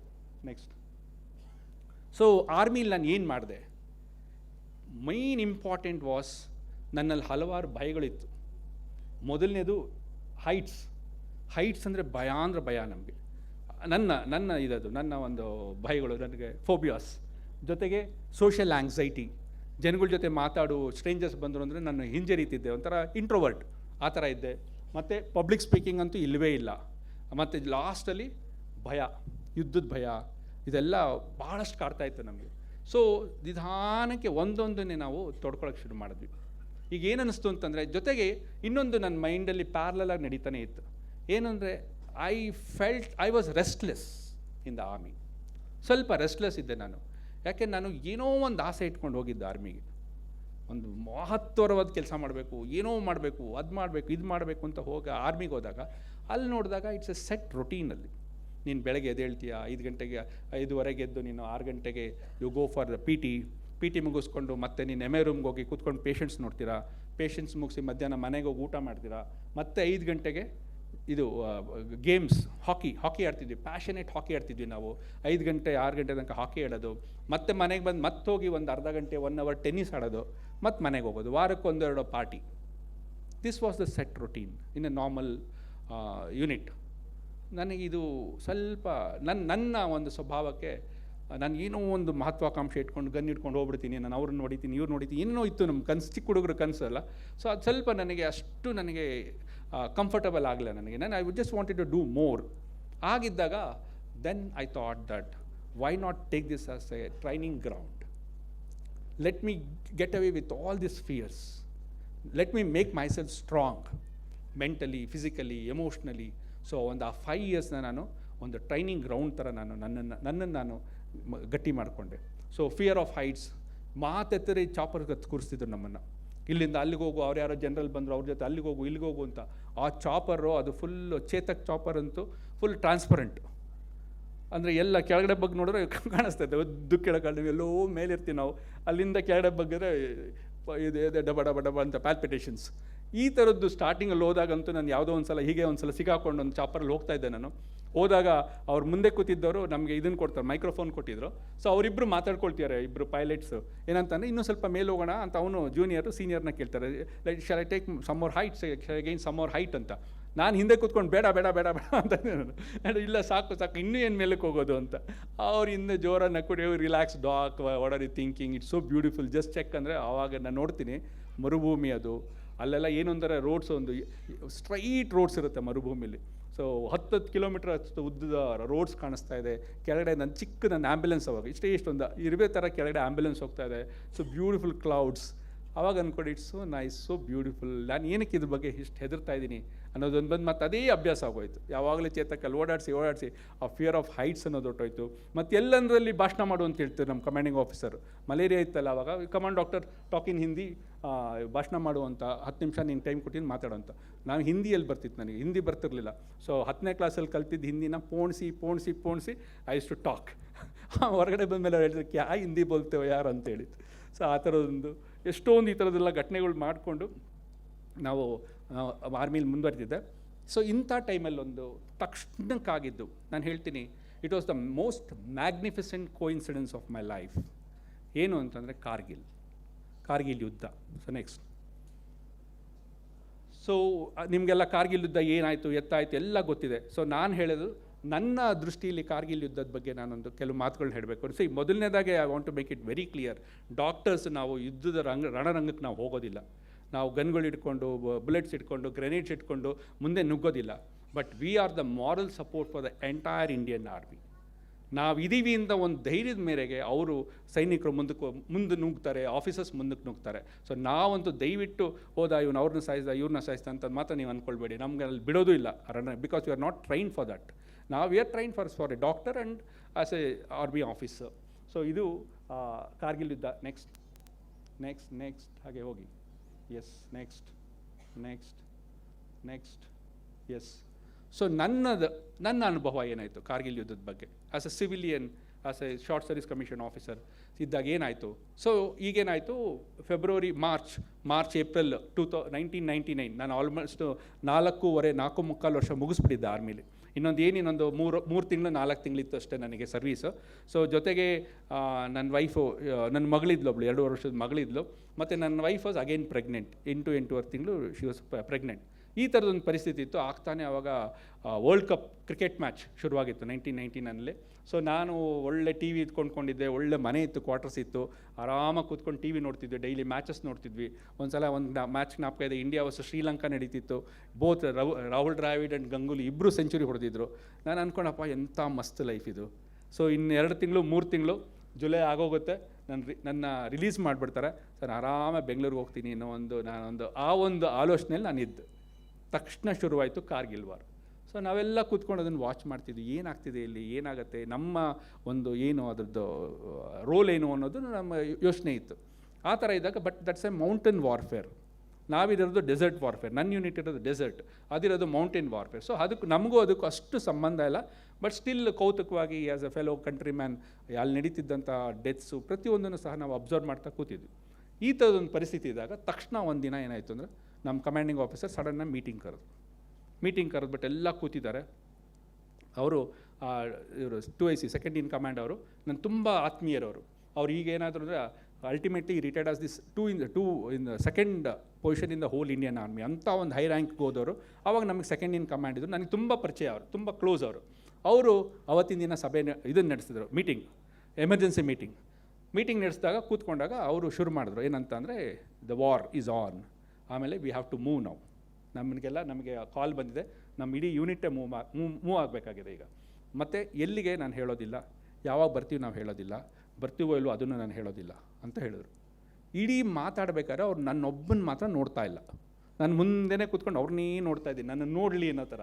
ಅವ್ರು ನನ್ನೊಬ್ಬನ ಬಿಟ್ಟು ಬೇರೆ ಕಡೆ ಎಲ್ಲ ನೋಡ್ಕೊಂಡು ಮಾತಾಡ್ತಾರೆ. ಏನಕ್ಕೆ ಅಂದರೆ ಅವ್ರಿಗೆ ಗೊತ್ತು ಇವನಿಗೆ ಪ್ರಾಬ್ಲಮ್ ಇದೆ ಅಂತ. ಏನಂದ್ರೆ ವೈಫ್ ಪ್ರೆಗ್ನೆಂಟ್, ಇವನು 8 ಲವ್ ಮ್ಯಾರೇಜ್ ಬೇರೆ, ಮನೆಯಿಂದ ಅಷ್ಟು ಇದಿರಲ್ಲ, 8 ಇದ್ರದ್ದು ತಿಂಗಳನ್ನ ಪ್ರೆಗ್ನೆಂಟ್ ವೈಫ್ ಇದ್ದಾರೆ, ಆಕೆನ ಬಿಟ್ಟು ಇವ್ನು ಹೇಗೆ ಬರ್ತಾನೆ ಅನ್ನೋದು ಅವ್ರಿಗೆ ಗೊತ್ತು. ಸೊ ಅವ್ರು ನನ್ನ ಮುಖನೇ ನೋಡ್ತಾ ಇಲ್ಲ. ಆಯ್ತು, ಎಲ್ಲ ಫುಲ್ ಮೀಟಿಂಗ್ ಮುಗಿದ್ಮೇಲೆ ಅವ್ರು ಸೀದಾ ಹೋಗಿ ಆಫೀಸಿಗೆ ಕೂತರು. ನಾನು ಅವ್ರ ಹಿಂದೆನೇ ಹೋದೆ, ಅವ್ರ ಮುಂದೆ ನಿಂತ್ಕೊಂಡ ತಕ್ಷಣ ಹೇಳಿದ್ರು ಅವರು, doctor I know your problem, ನಿನ್ನ ಪ್ರಾಬ್ಲಮ್ ಏನು ಗೊತ್ತು ನನಗೆ, ಬಟ್ ಹೇಳ್ತೀನಿ ನಾನು I can't leave you and go. ನೀನು ಬರಲೇಬೇಕು, because you are the doctor, you have to come with the troops ಅಂತ ಹೇಳಿ. But I will help you in one way. ಏನು ಅಂದರೆ ನಾವು ಸಂಬಳ ಕೊಡ್ತಿದ್ದದ್ದು ಅವಾಗ ಕ್ಯಾಶಲ್ಲಿ, ಎಲ್ಲ ಸೈನಿಕರಿಗೂ ಕ್ಯಾಶಲ್ಲಿ ಕೊಡ್ತಿದ್ರು. ಸೊ ನಾವು ಹೇಗಿದ್ರು ನಾವೆಲ್ಲೋ ಬೇರೆ ಕಡೆ ಹೋಗ್ತಾ ಇದ್ದೀವಿ, ಅಹಮದಾಬಾದಲ್ಲಿ ಬ್ಯಾಂಕ್ ಇರೋದು, ನಾವು ಇದ್ದಿದ್ದು ಅವಾಗ ಅಹಮದಾಬಾದಲ್ಲಿ. ಅಹಮದಾಬಾದ್ ಬ್ಯಾಂಕಿಗೆ ನಾನು ಕಳಿಸ್ತೀನಿ, ನೀನು ಎಲ್ಲಿದ್ದರೂ ಸಹ ನಾನು ಅಹಮದಾಬಾದಿಗೆ ಕಳಿಸ್ತೀನಿ ನಾನು. ನೀನು ಅಲ್ಲಿ ಬಂದು ಆ ಸಂಬಳ ತೊಗೊಳ್ಳೋ ಟೈಮಲ್ಲಿ ದಯವಿಟ್ಟು ನಿನ್ನ ವೈಫ್ನ ಡೆಲಿವರಿ ನೀನು ಆ ಟೈಮಿಗೆ ಇಟ್ಕೋ, ನೀನು ಹೇಗಾದ್ರು ಪ್ಲ್ಯಾನ್ ಮಾಡೋ, that is the only help I can do ಅಂತೇಳಿ. ಸೊ ಥ್ಯಾಂಕ್ಫುಲಿ ಅವ್ರು ಕಳಿಸಿದ ಟೈಮ್ಗೆ ಸಹ ನಂದು ಕರೆಕ್ಟಾಗಿ ಆ ಸಿಸೇರಿಯನ್ ಸೆಕ್ಷನ್ ಆಗೋಗಿದ್ದರಿಂದ 2-3 ದಿನ ಹಿಂದೆ ಮುಂದೆ ಮಾಡ್ಕೊಂಡು ಅವತ್ತಿನ ದಿನವೇ ನೆಕ್ಸ್ಟ್ ಡೇನೇ ಡೆಲಿವರಿ ಮಾಡೋ ಥರ ಮಾಡಿ ನಾನು ಬಂದು ಹೋಗಿದ್ದು. ಸೊ ಮಾಡ್ಕೊಂಡು ಹೋಗಿದ್ದು. ಬಟ್ ಆ ಹೋಗಿದ್ದ ದಿನ, ಸೊ ಈವನ್ ಅವತ್ತಿನ ದಿನ ನನಗೆ ಇವತ್ತಿಗೂ ಜ್ಞಾಪಕ ಇದೆ. I call it the toughest good bye I ever shed. ಯಾಕೆಂದರೆ ಅವರೇ ಹೇಳಿದಾಗೆ ನೀವು ಎಲ್ಲಿಗೆ ಹೋಗ್ತಿದ್ದೀವಿ ಅಂತ ಹೇಳಿಲ್ಲ, ಯಾವಾಗ ಬರ್ತೀವಿ ಅಂತ ಹೇಳಿಲ್ಲ, ಬರ್ತೀವೋ ಇಲ್ಲೋ ಅನ್ನೋದು ಗೊತ್ತಿಲ್ಲ. So when I bid goodbye to my wife and my daughter, I didn't know that whether I'll come back. So ಆವಾಗಲೇ ಹೇಳ್ತಿದ್ದೆ ನಾನು, that was the toughest goodbye I ever said. So this was my experience with Kargil war. ಇದು ಮುಗಿಸ್ಕೊಂಡು ನಾವು ಅಲ್ಲಿ ಹೋದ್ವಿ. ಒಂದಿನ ತುಂಬ ಪ್ರಕ್ಷುಬ್ಧ ಆಗೋಗಿತ್ತು ಪರಿಸ್ಥಿತಿ. ಆದಾಗ ಇವಾಗ ನಾವು 17 ಗಾರ್ಡ್ಸ್ ಸಹ ಯುದ್ಧಕ್ಕೆ ಹೋಗಬೇಕು ಅನ್ನೋದೆಲ್ಲ ರೆಡಿಯಾಗಿತ್ತು. ನಾವೆಲ್ಲ ಮಿಸೈಲೆಲ್ಲ ಹಾಕಿ ಲಾಂಚ್ ಮಾಡಿ ಎಲ್ಲ ವೆಹಿಕಲಲ್ಲಿ ಕೂತ್ಕೊಂಡು we are sitting and waiting for the final say. But ಅಷ್ಟೊತ್ತಿಗೆ ಮೇಲಿನ ಲೆವೆಲಲ್ಲಿ ಒಂದು ಕ್ಲಿಂಟನ್ ಮತ್ತು ಪರರೀಸ್ ಅವರಿಬ್ಬರದ್ದು ಮಧ್ಯೆ ಒಂದು ಮಾತುಕತೆ ನಡೆದು ಅದೆಲ್ಲ ತಿಳಿಯಾಗಿ ಸೊ ನಮ್ಮನ್ನು ಅವತ್ತು ನಡೀಲಿಲ್ಲ ಯುದ್ಧ. ಬಟ್ ಅದರ್ವೈಸ್ ಇನ್ನು ನಾನು ಹೇಳ್ತಿದ್ನಲ್ಲ ATGMs. ಸೊ ನಮ್ಮ ಒಂದು ಟೆಕ್ನಾಲಜಿನ ಇವರು ಈ ಬಂಕರ್ಸ್ನ ಹೊಡೆಯೋದಕ್ಕೆ ಯೂಸ್ ಮಾಡಿದ್ರು. ಯುದ್ಧದಲ್ಲಿ ಒಂದು ಪ್ಲಟೂನ್ ಅಲ್ಲಿ ಕಳಿಸಿದ್ರು. ಸೊ ಅವ್ರದ್ದೇನು ಕೆಲಸ ಇತ್ತು ಅಂತಂದರೆ ಎದುರುಗಡೆ ಇದ್ದ ಇದರಲ್ಲಿ ಪೀಕ್ಸ್ ಇತ್ತಲ್ಲ, ಪೀಕ್ಸಲ್ಲಿ ಇದು ಕೂತಿದ್ದಂತಹ ಬಂಕರ್, ಪಾಕಿಸ್ತಾನಿ ಬಂಕರ್ಸ್ನ we use to hit with the missile launchers. So ಸ್ಟಾರ್ಟಿಂಗಲ್ಲೊಂದು 2 ಇದನ್ನು ಎಂಥದ್ದು ಪೀಕ್ಸ್ನ ಗೆಲ್ಲೋದಕ್ಕೆ ಈ ಒಂದು 17 ಗಾರ್ಡ್ಸಿನ ಒಂದು ಪ್ಲಟೂನು ಹೆಲ್ಪ್ ಮಾಡ್ತು. ಬಟ್ ಮತ್ತೇನಾಗೋಯ್ತು ಅಂದರೆ ಅಲ್ಲಿ ಹವಾಮಾನ ತೀರಾ ಹದಗೆಟ್ಟೋಗಿ ಆ ಒಂದು ಮಿಸೈಲ್ಸ್ಗಳು ಆ ಒಂದು ತೀರಾ ಹಿಮಪಾತ ಎಲ್ಲ ಆಗೋಕ್ಕೆ ಶುರುವಾದಾಗ ಅದು ಮೂವ್ ಆಗೋಕ್ಕೆ ಸಾಧ್ಯ, ಅಂದರೆ ಕರೆಕ್ಟಾಗಿ ಹೋಗಿ ಹೊಡೆಯೋಕ್ಕಾಗಲಿಲ್ಲ. ಸೊ ಅದು ಅಲ್ಲಿ ನಿಂತೋಯ್ತು. ಸೊ ಇಷ್ಟು ನಂದು ಆರ್ಮಿಲಿ ಆಗಿದ್ದು. ಸೊ ಇಷ್ಟೆಲ್ಲ ಆದಾಗ ನಾನು ಹೇಳಿದ್ನಲ್ಲ, ರೆಸ್ಟ್ಲೆಸ್ ಇದ್ದೆ ನಾನು. ಸೊ 5 ವರ್ಷದ ಆರ್ಮಿ ಮುಗಿಸ್ಕೊಂಡು ನಾನು ಇನ್ನೂ ಎಷ್ಟೊಂದು ಘಟನೆಗಳಿದೆ, ಬಟ್ ಅದು ಹೇಳ್ತಾ ಇದ್ದರೆ ಟೈಮು ಸಾಲೋದಿಲ್ಲ. ಸೊ ಟೈಮ್ ಇನ್ನೂ ಎಷ್ಟಿದೆ ನನಗೆ? 15 ಮಿನಿಟ್ಸ್ ಇದೆಯಾ? ಬಿಕಾಸ್ ಲೈಟ್ಲಿ ನೆಕ್ಸ್ಟ್ ಹೋಗಿ. ಸೊ ಇದು ಅದೇ ನಮ್ಮ ಡೆಸರ್ಟ್ ಟೈಮಲ್ಲಿ, ಕಾರ್ಗಿಲ್ ಟೈಮಲ್ಲಿ ಓಡಾಡ್ತಾ ಇದ್ದಿದ್ದಂತು ನಾನು ಮತ್ತು ಕಮಾಂಡಿಂಗ್ ಆಫೀಸರ್ ಇಬ್ಬರು, ಎಲ್ಲ ಟ್ರೂಪ್ಸ್. ಅದೇನಾಗುತ್ತೆ ಅಂದರೆ ಪ್ರತಿಯೊಂದು ಆರ್ಮಿ, ಪ್ರತಿಯೊಂದು ಯೂನಿಟ್ ಇಂಡಿಯನ್ ಆರ್ಮಿ ಏನಾಗುತ್ತೆ ಅಂದರೆ ಅವ್ರು ಎಲ್ಲೇ ಇರಲಿ ಅವರಿಗೆ ಬಾರ್ಡರ್ಲಿ ಒಂದಷ್ಟು ಜಾಗ ಇರುತ್ತೆ, ಅವ್ರ ಟೆರಿಟರಿ ಇರುತ್ತೆ. ಸೊ ಏನಾದ್ರು ಯುದ್ಧ ಆಗಲಿ, ಏನೇ ಆಗಲಿ, ಎಕ್ಸಸೈಸ್ ಆಗಲಿ, ಇಲ್ಲಿಂದ ಅಲ್ಲಿಗೆ ಮೂವ್ ಆಗಿ ಅಲ್ಲಿ ಅವರು ಆ ಕ್ಷೇತ್ರನ ಅವರು ಒಂದು ಇದನ್ನು ಸೇವ್ ಮಾಡಬೇಕು, ಅದು ಪ್ರತಿಯೊಂದು. ಸೊ ನಮ್ಮದು ಜೈಸಲ್ಮೇರ್ ಡೆಸರ್ಟಲ್ಲಿ ಇತ್ತು. ಸೊ ಪಿತ್ತೇವಾಲ, ಲೋಂಗೇವಾಲ ಆ ಒಂದು ಜಾಗಗಳಲ್ಲಿ ನಾವು ಕೂತ್ಕೊಂಡು ನಾವು ಯುದ್ಧಕ್ಕೆ ರೆಡಿ ಆಗಿದ್ವಿ. ನೆಕ್ಸ್ಟ್. ಸೊ ಇಷ್ಟು ಆರ್ಮಿದೆಲ್ಲ ಆಯಿತು. ಸೊ ಆರ್ಮಿಯಲ್ಲಿ ನಾನು ಹೇಳಿದ್ನಲ್ಲ, ಒಂದು ರೆಸ್ಟ್ಲೆಸ್ನೆಸ್ ಇತ್ತು ಮತ್ತು ಒಂದು ಟ್ರೈನಿಂಗ್ ಆಯಿತು ನನಗೆ. ಸೊ ಬಟ್ ನಿಜಕ್ಕೂ ನನ್ನ ಯುದ್ಧ ಶುರುವಾಗಿದ್ದು, ಎಲ್ಲರೂ ಹೇಳ್ತಾರೆ 5 ವರ್ಷ ಆರ್ಮಿ ಅಥವಾ 20 ಇಯರ್ಸ್ ಆರ್ಮಿ ಮುಗಿಸ್ಕೊಂಡ್ಮೇಲೆ ಬಂದು ರಿಟೈರ್ಡ್ ಲೈಫ್. ಬಟ್ ನನ್ನ ನಿಜವಾದ ಯುದ್ಧ, ನಿಜವಾದ ಕೆಲಸ ಶುರುವಾಗಿದ್ದು once I came out of the Indian army. So ಏನು ಅಂದರೆ ನನ್ನ ಇದು ನಾಮಗೊಂಡ್ಲು ಅಂತ, ಇದು ನನ್ನ ಕರ್ಮಭೂಮಿ. ನನ್ನೇನಾಗಿತ್ತು ಅಂತಂದರೆ, ನಂದು ಇದನ್ನು ಮುಗಿದ ತಕ್ಷಣ PG ಮಾಡಿದೆ ಗೌರ್ಮೆಂಟ್ ಇದರಲ್ಲೇ, ಆರ್ಮಿಲೇ ನನಗೆ PG ಸೀಟ್ ಸಿಕ್ತು ಡರ್ಮಟಾಲಜಿ. ಸೊ ಅಲ್ಲಿ ಆರಾಮಾಗಿ PG ಮಾಡಿ ನಾನು ಚೆನ್ನಾಗಿ ಪ್ರಾಕ್ಟೀಸ್ ಮಾಡ್ಕೊಂಡು ಓಡಾಡ್ತಿದ್ದೆ. ಮತ್ತು ತಕ್ಷಣ ಮತ್ತೆ ನನಗೆ ಯಾರೋ ನನ್ನ ಹೆಗಲ ಮೇಲೆ ಕೈ ಇಟ್ಬಿಟ್ಟು ತಟ್ಬಿಟ್ಟು, ಏನಪ್ಪ ಇಲ್ಲಿ ಕೂತಿದ್ಯಾ, ಏನು ನಿಂದು ಏನಿದ್ದಿದ್ದು ಪ್ಲ್ಯಾನು ಅನ್ನೋ ಥರ ಹೇಳ್ದಂಗೆ ಆಯ್ತು ನನಗೆ. ಏನು ಅಂತಂದರೆ ಸ್ವಾಮಿ ವಿವೇಕಾನಂದರ ಒಂದು ವಾಣಿ ಥರ ನುಡಿಸಿ ನನಗೆ, you must go to the rural areas ಅಂತ ಹೇಳಿದ್ರು. ಅದಕ್ಕೆ ತಕ್ಕನಾಗಿ ನಾನು ಒಂದು ಸಣ್ಣ ಹಳ್ಳಿ, ಇದರಲ್ಲಿ ಚಿಕ್ಕಬಳ್ಳಾಪುರ ಜಿಲ್ಲೆ ಗೌರಿಬಿದನೂರು ತಾಲೂಕು ನಾಮಗೊಂಡ್ಲು ಅಂತ ಒಂದು ಸಣ್ಣ ಹಳ್ಳೀಲಿ ಡಾಕ್ಟ್ರಾಗಿ ನಾನು ಸೇರಿಕೊಂಡೆ. ಇದೇ ಅದು ನಾಮಗೊಂಡ್ಲು. ನೆಕ್ಸ್ಟ್. ಸೊ ಇಲ್ಲಿ ಒಂದು ಬ್ಯೂಟಿಫುಲ್ ಹಾಸ್ಪಿಟಲ್ ನೀವು ನೋಡ್ತಿದ್ದೀರಾ. ಇದು ನಾನು ಹೇಳ್ತಿರೋ 2002 ನಾನು ಸೇರಿಕೊಂಡಿದ್ದು. ನನಗೆ ಕೊಟ್ಟಂಥ ಪ್ರಾಥಮಿಕ ಆರೋಗ್ಯ ಕೇಂದ್ರ ನಾನು ತುಂಬ ಸುಂದರವಾಗಿ ಮಾಡಿಟ್ಟಿದ್ದೆ. ನೆಕ್ಸ್ಟ್. ಲಾನು, ಕೂತ್ಕೊಳ್ಳೋಕ್ಕೆಲ್ಲ ಜಾಗಗಳು ಅಷ್ಟು ಚೆನ್ನಾಗಿತ್ತು, ಅಷ್ಟು ಚೆನ್ನಾಗಿ ಮಾಡಿಟ್ಟಿದ್ದೆ. ಸೊ ಈಗೇನಾಯಿತು ಅಂದರೆ, ಆ ಒಂದು ಟೈಮಲ್ಲಿ ನಾವು ಸೇರಿದಾಗ ನಮ್ಮಲ್ಲಿ ಒಂದು ಬಲ್ಬ್ ಹಾಕೋದಕ್ಕೆ ದುಡ್ಡಿರಲ್ಲ ನಮ್ಮ ಹತ್ರ. ಹಾಸ್ಪಿಟ್ಲು ನೀವು ಈಗ ಗೌರ್ಮೆಂಟ್ ಹಾಸ್ಪಿಟ್ಲು ಅಂದರೆ ನಿಮ್ಮಲ್ಲಿ ಮನಸ್ಸಲ್ಲಿ ಏನೇನು ಭಾವನೆ ಬರುತ್ತೆ ಅದೆಲ್ಲ ಆಗಿನ ಕಾಲದಲ್ಲಿತ್ತು. ಸ್ಮೆಲ್ಲು, ಲೈಟ್ ಇಲ್ಲ, ಕುಡಿಯೋಕ್ಕೆ ನೀರಿಲ್ಲ, ಒಂಥರ ಗಲೀಜು ಎಲ್ಲ ಇತ್ತು. ನಾವು ಹೋದಾಗಿತ್ತು ಆ ಒಂದು ವ್ಯವಸ್ಥೆ ಇತ್ತು. ಬಟ್ 2006-07 ಆನ್ವರ್ಡ್ಸ್ ಒಂದು ರೆವಲ್ಯೂಷನ್ ನಡೀತು. ನೀವು ಸರ್ಕಾರಗಳನ್ನ ಬೈತೀರಾ, ಇದು ಮಾಡ್ತೀರಾ, ಬಟ್ ನಾವು ಆ ಟೈಮಲ್ಲಿ ನೋಡಿದ್ದು ಮಾತ್ರ ಒಂದು ರೆವಲ್ಯೂಷನ್. ಏನು ಅಂದರೆ NRH, national rural health mission. ಇದು ಒಂದು ಆರೋಗ್ಯ ಇದರಲ್ಲಿ, ಅದು ಎಸ್ಪೆಷಲಿ ರೂರಲ್ ಹೆಲ್ತ್ ಕೇರಲ್ಲಿ ಒಂದು ಕ್ರಾಂತಿ. ಏನು ಅಂದರೆ, ನಾವು ನಂಬೋಕ್ಕಾಗೋಷ್ಟು ದುಡ್ಡು ನಮ್ಮ ಇದಕ್ಕೆ ಹಾಸ್ಪಿಟ್ಲ್ಗಳು ಬರೋ ಶುರುವಾಯಿತು. ನಾವೆಲ್ಲ ಏನು ಡಾಕ್ಟರ್ಸ್ ಎಲ್ಲ ನಾವು ಮೇಸ್ತ್ರಿಗಳಾಗೋಗ್ಬಿಟ್ವಿ. ನಮಗೆ ಹಣ ಬರ್ತಿತ್ತು, ನಮ್ಮನ್ನು ಇನ್ನೊಬ್ಬರ ಜೊತೆ ನಮ್ಮನ್ನು ಇದನ್ನು ಚೆಕ್ಸ್ ಸೈನ್ ಮಾಡೋದಕ್ಕೆ ಒಂದು ಅಥಾರಿಟಿ ಮಾಡಿದ್ರು, ಗ್ರಾಮ ಪಂಚಾಯತಿ ಸದಸ್ಯ ಮತ್ತು ಡಾಕ್ಟ್ರು. ಅವ್ರನ್ನ ನಾವು ಚೆಕ್ ಸೈನ್ ಮಾಡೋದಕ್ಕೆ ನಮ್ಗೆ ಅಥಾರಿಟಿ, ಡ್ರಾ ಮಾಡೋದು, ಹಾಸ್ಪಿಟ್ಲನ್ನ ಡೆವಲಪ್ ಮಾಡೋದು. ಸೊ ಮಾಡಿ ಕಾಂಪಿಟೇಷನ್ ಮೇಲೆ ನಾವು we brought up the hospitals. Next ನೋಡಿ, ಈ ಥರದೊಂದು ಲಾನು, ಕೂತ್ಕೊಳ್ಳೋಕ್ಕೆ ಜಾಗ ಎಲ್ಲ ಅದ್ಭುತವಾದದ್ದು. ಬಟ್ ಇಲ್ಲಿ ಬಂದಾಗ ನನಗೇನಾಯಿತು, ನಾನು ನಿಮ್ಗೆ ಹೇಳಿದ್ನಲ್ಲ, ನಾನು ಅಂಬೇಡ್ಕರ್ ಮೆಡಿಕಲ್ ಕಾಲೇಜಲ್ಲಿ ಓದಿದ್ದು, ಲೋವರ್ ಮಿಡಲ್ ಕ್ಲಾಸ್ ಇದ್ದಿದ್ದು. ಬಟ್ ಆಮೇಲೆ ಸ್ಲೋಲಿ ಮಿಡಲ್ ಕ್ಲಾಸ್ ಆದ್ವಿ, ಚೆನ್ನಾಗಿ ಒಳ್ಳೆ ಇದಕ್ಕೆ ಶ್ರೀಮಂತನಿಗೆ ಬಂದ್ವಿ ನಾವು. ಮತ್ತು ಆರ್ಮಿಗೆ ಸೇರಿದಾಗಂತೂ ಒಂದು ಆಸಮ್ ಪಾಶ್ ಲೈಫ್ ಅದು, ಆಯಿತಾ. ಅದರಲ್ಲಿ ಇದೆ ನಾವು ಹೇಳೋದೇನು ಅಂತಂದರೆ, ಒನ್ಸ್ ಎನ್ ಆಫೀಸರ್ ಇನ್ ಲೈಫಲ್ಲಿ ಜೆಂಟಲ್ಮೆನ್. ನಾವು ನಮಗೇನೋ ಕೂತಿರ್ತೀವಿ, ನಾವು ಯಾರೊಬ್ಬರು ಮಹಿಳೆ ಬಂತು ಅಂದರೆ ಆಟೋಮೆಟಿಕ್ಕಾಗಿ ಎದ್ದು ನಿಂತ್ಕೊಳ್ತೀವಿ. ಆಮೇಲೆ ಎಷ್ಟೊಂದು ಜನ ಹೇಳ್ತಾರೆ, ಏನು doctor, you call me by ma'am ಅಂತ, why don't you call by my name ಅಂತಾನೆ. ನೋ ಸಾರಿ ಮ್ಯಾಮ್, ನಮ್ಮದು ನಮ್ಮ ರಕ್ತದಲ್ಲಿ ಇದೆ ಅದು, ನಾವು ನಿಮ್ಮನ್ನು ಮ್ಯಾಮ್ ಅಂತಲೇ ಕರೆಯೋದು. ನಾವು we need to show that respect. So ಅದನ್ನೇ ನಮ್ಮಲ್ಲ ಆ ಒಂದು ಕಲ್ಚರ್, ಆ ಒಂದು ಜೆಂಟಲ್ಮೆನ್ ಅನ್ನೋ ಕಲ್ಚರನ್ನು ನನಗೆ ಕೊಟ್ಟಿತ್ತು. ಸೊ ಈ ಥರದೊಂದು ನಾನು ಬಂದಾಗ, ಸೊ ಇಲ್ಲಿ ಹಳ್ಳಿಗೆ ಬಂದಾಗ it was A huge cultural shock for me. I was shocked. Poverty, ignorance. ಸ್ವಾಮಿ ವಿವೇಕಾನಂದರು ಅವಾಗ ಹೇಳ್ತಿದ್ದದ್ದು ಎಷ್ಟು ಜನರಲ್ಲಿದೆ ಅನ್ನೋದು ನನಗೆ ನಂಬಕ್ಕಾಗಿರಲ್ಲ, ಅಷ್ಟೊಂದಿತ್ತು. ಅದೇ ಜೊತೆಗೆ ನೆಕ್ಸ್ಟ್ ಅಕಸ್ಮಾತ್ ನನಗೆ ಇನ್ನೊಂದು ಆಶೆ ಬಂತು, ಸ್ವಾಮಿ ವಿವೇಕಾನಂದರು ಡಾಕ್ಟರ್ ಆಗಿದ್ದರೆ what would have told? Along with poverty and ignorance you would had a few more things like maternal anaemia, children malnutrition, maternal mortality, infant mortality, ಆಮೇಲೆ unsafe home child births. This are rampant. ಯಾವುದೇ ಒಂದು ಮಹಿಳೆಗೆ ಹೋಗಿ ಹಿಂಗಂದರೆ full white, ರಕ್ತ ಇಲ್ಲ, ಮಕ್ಕಳು ನೋಡ್ರೆ ಎಲ್ಲ ಸಣ್ಣ ಸಣ್ಣ ಇದು ಮ್ಯಾಲ್ನ್ಯೂಟ್ರಿಷನ್ ಮಕ್ಕಳುಗಳು. ಆಮೇಲೆ ಹೆರಿಗೆಗಳಂತೂ ಎಲ್ಲಿ ಬೇಕಲ್ಲ ಹೆರಿಗೆಗಳು, ಹಾಸ್ಪಿಟ್ಲಿಗೆ ಬರ್ತಿರಲಿಲ್ಲ ಹೆರಿಗೆಗೆ. ತಾಯಿ ಅಂದ್ರಂತೂ ಮರಣ ಸೋ ಕಾಮನ್. ಮಕ್ಕಳು ಸತ್ತರು ಏನು ಪರವಾಗಿಲ್ಲ, ತಾಯಿ ಸತ್ತೋದ್ರೆ ಹೆರಿಗೆಯಲ್ಲಿ ಸತ್ತೋಗ್ಬಿಟ್ಲು ಎಲ್ಲ ಒಡ್ಡ ಹೆಲ್ ಅಂತಿದ್ದೆ ನಾನು. ಏನಿದು ಇಷ್ಟೊಂದು ಸಲೀಸಾಗಿ ಮಾತಾಡ್ತೀರಾ ನೀವು, ಇಷ್ಟು ಸುಲಭ ಸಾಯೋದು, ಸಾಯಕ್ಕೆ ಬಿಟ್ಟಿದ್ದೀವಲ್ಲ ನಾವು ಅನ್ನೋದು. ಆಗ ನನಗೆ I started thinking about these things. Next so ಹೀಗಿದ್ದಾಗ ಒಂದು ಸಲ ಏನಾಯಿತು ಅಂತಂದರೆ ನನ್ನ ಹಾಸ್ಪಿಟ್ಲನ್ನ ಏನು ಮಾಡೋದು ತಕ್ಷಣ 24/7 ಅಂತ ಮಾಡಿಬಿಟ್ರು. 24/7 ತುಂಬ ಚೆನ್ನಾಗಿತ್ತು ಹಾಸ್ಪಿಟ್ಲು, ಇದನ್ನು 24/7 ಅಂತ ಡಿಕ್ಲೇರ್ ಮಾಡಿಬಿಟ್ರು. ಏನು ಅಂತಂದರೆ ವಾರದ 7 ದಿನವೂ 24 ಗಂಟೆಯು ಹೆರಿಗೆಗೆ ಈ ಆಸ್ಪತ್ರೆ ತೆರೆದಿರುತ್ತದೆ ಅನ್ನೋದೊಂದು ವಾಕ್ಯ. ಇದು ನನಗೆ ಕೊಟ್ಟರು. ಜೊತೆಗೆ ಏನಂತಂದರೆ ಬಟ್ ಗೌರ್ಮೆಂಟಿಂದ ಒಂದು ಕಂಡೀಷನ್ ಏನು ಅಂದರೆ ತಿಂಗಳಿಗೆ ಮಿನಿಮಮ್ 10 ಡೆಲಿವರೀಸ್ ನೀನು ಮಾಡಬೇಕು. 10 ಡೆಲಿವರೀಸ್ ನಾವು ಮಾಡ್ತಿದ್ದದ್ದು 1-2, ಮ್ಯಾಕ್ಸಿಮಮ್ 3 ಅಷ್ಟೇ ಆಗ್ತಿದ್ದದ್ದು ನಮ್ಮ ಕೈಲಿ. ಹೋಗಿ ಕೈ ಕಾಲು ಹಿಡ್ಕೊಂಡು ಜನ ಒಪ್ತಿರಲಿಲ್ಲ. ಅವರೆಲ್ಲ ಏನು ಹೇಳ್ತಿದ್ರು, ಸರ್ ಗೌರಿಬಿದನೂರು ಇದೆಯಲ್ಲ ಸರ್, ಅಲ್ಲಿ ನಾವು ದೊಡ್ಡ ಹಾಸ್ಪಿಟ್ಲ್ ಇದೆ, ಅಲ್ಲಿ ಹೋಗ್ತೀವಿ ಬಿಡಿ, ನಿಮ್ಮ ಈ ನಿಮ್ಮ ಸಣ್ಣ ಹಳ್ಳಿ ಹಾಸ್ಪಿಟ್ಲಿಗೆ ನಾವ್ಯಾಕೆ ಬರೋದು ಅನ್ನೋ ಒಂದು ಮಾತು.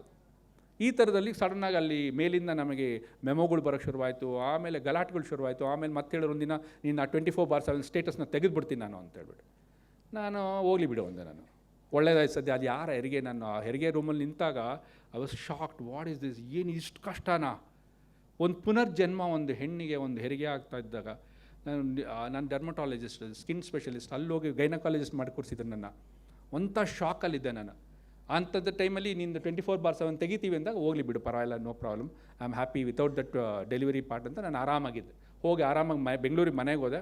ನೆಕ್ಸ್ಟ್ ಡೇ ನನ್ನ ಹಾಸ್ಪಿಟ್ಲಿಗೆ ಬಂದು ಪೇಷಂಟ್ಸ್ ನೋಡ್ತಾ ಕೂತಿ 150 ಪೇಷಂಟ್ ಇರ್ತಿದ್ದು ನಾನು ಡೈಲಿ ಕೂತ್ಕೊಂಡು ನೋಡ್ತಾ ಇದ್ದಾಗ ಸಡನ್ನಾಗಿ ನಮ್ಮ ಲ್ಯಾಬ್ ಟೆಕ್ನಿಷಿಯನ್ ಓಡ್ಬಂದು ಸರ್ ಒಂದು ನಿಮಿಷ ಹೊರಗಡೆ ಬನ್ನಿ ಸರ್ ಅಂತ. ಹೊರಗಡೆ ಹೋದರೆ ಅಷ್ಟು ದೊಡ್ಡ ನೀವು ಲಾನ್ ನೋಡಿದಾರಲ್ಲ ಹಾಸ್ಪಿಟ್ಲಲ್ಲಿ, ಫುಲ್ ತುಂಬೋಗಿದ್ದಾರೆ ಜನ, ಎಲ್ಲ ಹಸಿರು ಟವಲ್ಲು, ರೈತ ಸಂಘದವರು. ಅವ್ರು ನನ್ನ ಮೇಲೆ ಹೋರಾಟ ಮಾಡೋಕ್ಕೆ ಬಂದಿದ್ದಾರೆ.